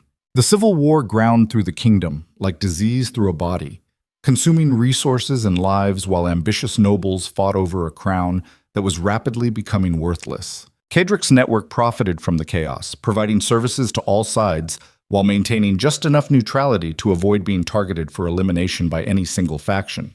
His reputation grew, not as the brutal Duke Ashborne who ruled through fear, as something more complicated, a pragmatist who kept his word when others couldn't be trusted, someone who operated outside formal structures but maintained professional standards that made him reliable in unreliable times. People who needed things done hired him. People who valued stability allied with him. People who threatened the fragile order he was building learned why that was terminal mistake. Isadora became his primary strategic advisor, her commercial expertise and southern connections proving invaluable as they navigated political complexities that formal noble training never addressed. She pushed back when his instincts defaulted toward his father's brutal solutions, forcing him to consider alternatives that might work better. They argued constantly. It was the most functional relationship Caedric had ever maintained. Marcus remained allied, their partnership evolving from convenient arrangement toward something approaching genuine cooperation. The Ravencross-Ashbourne alliance became a stabilizing force in the northern territories, providing enough security that merchants could trade and people could survive without constant fear of violence. It wasn't peace, but it was better than alternatives. 2 years after reclaiming the fortress, as civil war finally exhausted itself toward negotiated settlement, Caedric stood on the eastern rampart again, watching another dawn break across territories that had been reshaped by blood and ambition. The kingdom that emerged from the conflict looked nothing like what his father had known. Central authority was fractured beyond repair. Regional powers like the Ravencross-Ashbourne alliance had become de facto governments. The old noble structures still existed, but everyone understood they were decorative rather than functional. Real power lived in networks and alliances and demonstrated capability. Caedric had helped build that world through choices that would have horrified his younger self. Criminal enterprise. Morally questionable alliances. Pragmatism that sometimes looked identical to the brutality he'd sworn to avoid. But he'd survived. The fortress still stood. His people were fed and relatively safe. The territories under his protection had weathered civil war better than most. And he'd learned something his father never understood. That power wasn't permanent. That authority required constant maintenance and adaptation. That sustainable rule came from being necessary rather than feared, from building systems that survived individual rulers instead of collapsing when they died. He wasn't sure if that made him better than his father, but it made him different. And different had kept him breathing when same would have gotten him killed. Isadora found him as the sun climbed above the horizon, bringing with her reports about trade negotiations and intelligence about political maneuvering among the faction leaders trying to establish new governmental structures. You look contemplative. I'm thinking about my father, about whether he'd be proud or horrified by what I've become. Probably both. Most complicated relationships work that way. Caedric smiled. Probably right. Does it matter? Whether he'd approve? The question made him pause and actually consider instead of defaulting to inherited assumptions about filial duty and legacy. No, it doesn't matter. He's dead. I'm alive. The choices I make are mine and have to work for the world that actually exists instead of the one he imagined. That's growth. That's survival with philosophical justification. Also growth. They stood watching the territories stretch toward horizon, while below them the fortress continued its daily rhythms. Servants working, soldiers training, merchants arriving with goods and leaving with contracts. The machinery of a functioning society operating under authority built from demonstrated capability rather than inherited birthright. It wasn't the world his father had ruled. It was something newer and potentially better if Caedric could maintain the balance between pragmatism and principle that made his rule different from pure tyranny. The future remained uncertain. Civil war's formal end didn't mean peace had arrived, just that exhaustion had forced temporary settlement. New conflicts would emerge from the ashes of old ones. Ambitious people would test boundaries and challenge authority. But Caedric had learned how to navigate uncertainty, how to build power that didn't depend on fear alone, how to create alliances that survived betrayal, how to balance brutality with mercy in ways that made both more effective than either would be in isolation.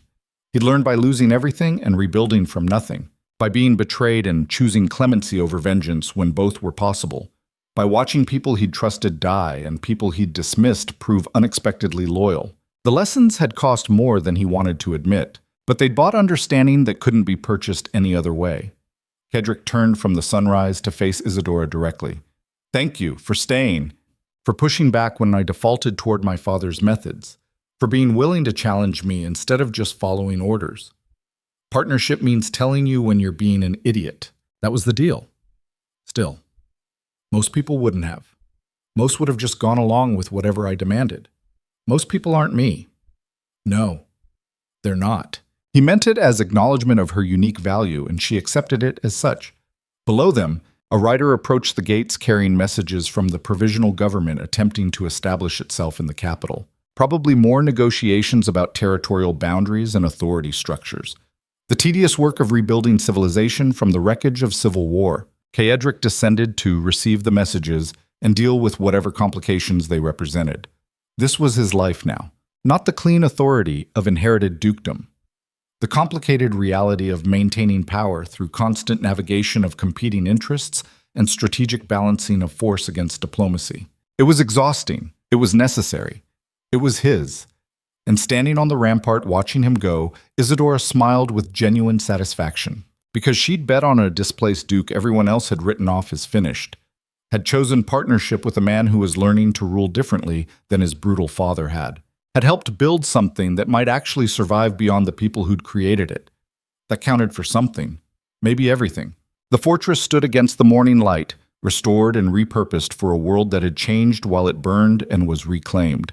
The Ashborne banner flew above walls that had witnessed 300 years of dynasty and would witness however many more years Caedric's choices earned. Not through inheritance, through capability, through understanding that power was temporary, but impact could last. Through learning, finally, that the measure of a ruler wasn't the fear they inspired, but the systems they built that survived their inevitable death. Duke Caedric Ashborne had learned that lesson through blood and betrayal and the long road from displaced fugitive to something approaching legitimate authority. The learning had nearly killed him, but it had also made him into someone his father never was, someone who might actually build something that lasted. And in the territories stretching beneath Ashborne Keep, that possibility meant more than any crown or title or inherited authority ever could. The sun climbed higher, life continued. And in the spaces between kingdoms, in the networks that operated where formal authority couldn't reach, Duke Caedric Ashborne's influence spread like roots through fertile ground. Building, growing, becoming. Something new, something necessary, something that would outlast the man who created it and the father whose shadow he'd finally stepped beyond. The story ended not with triumphant victory, but with quiet understanding. That survival was its own form of success. That change was possible even for people shaped by brutal necessity. That sometimes the best revenge was building something better than what had been stolen. And that power, real power, came not from dominating others, but from becoming indispensable to the world that actually existed instead of the one you wished was real. Caedric had learned those lessons the hardest way possible, but he'd learned them, and that made all the difference.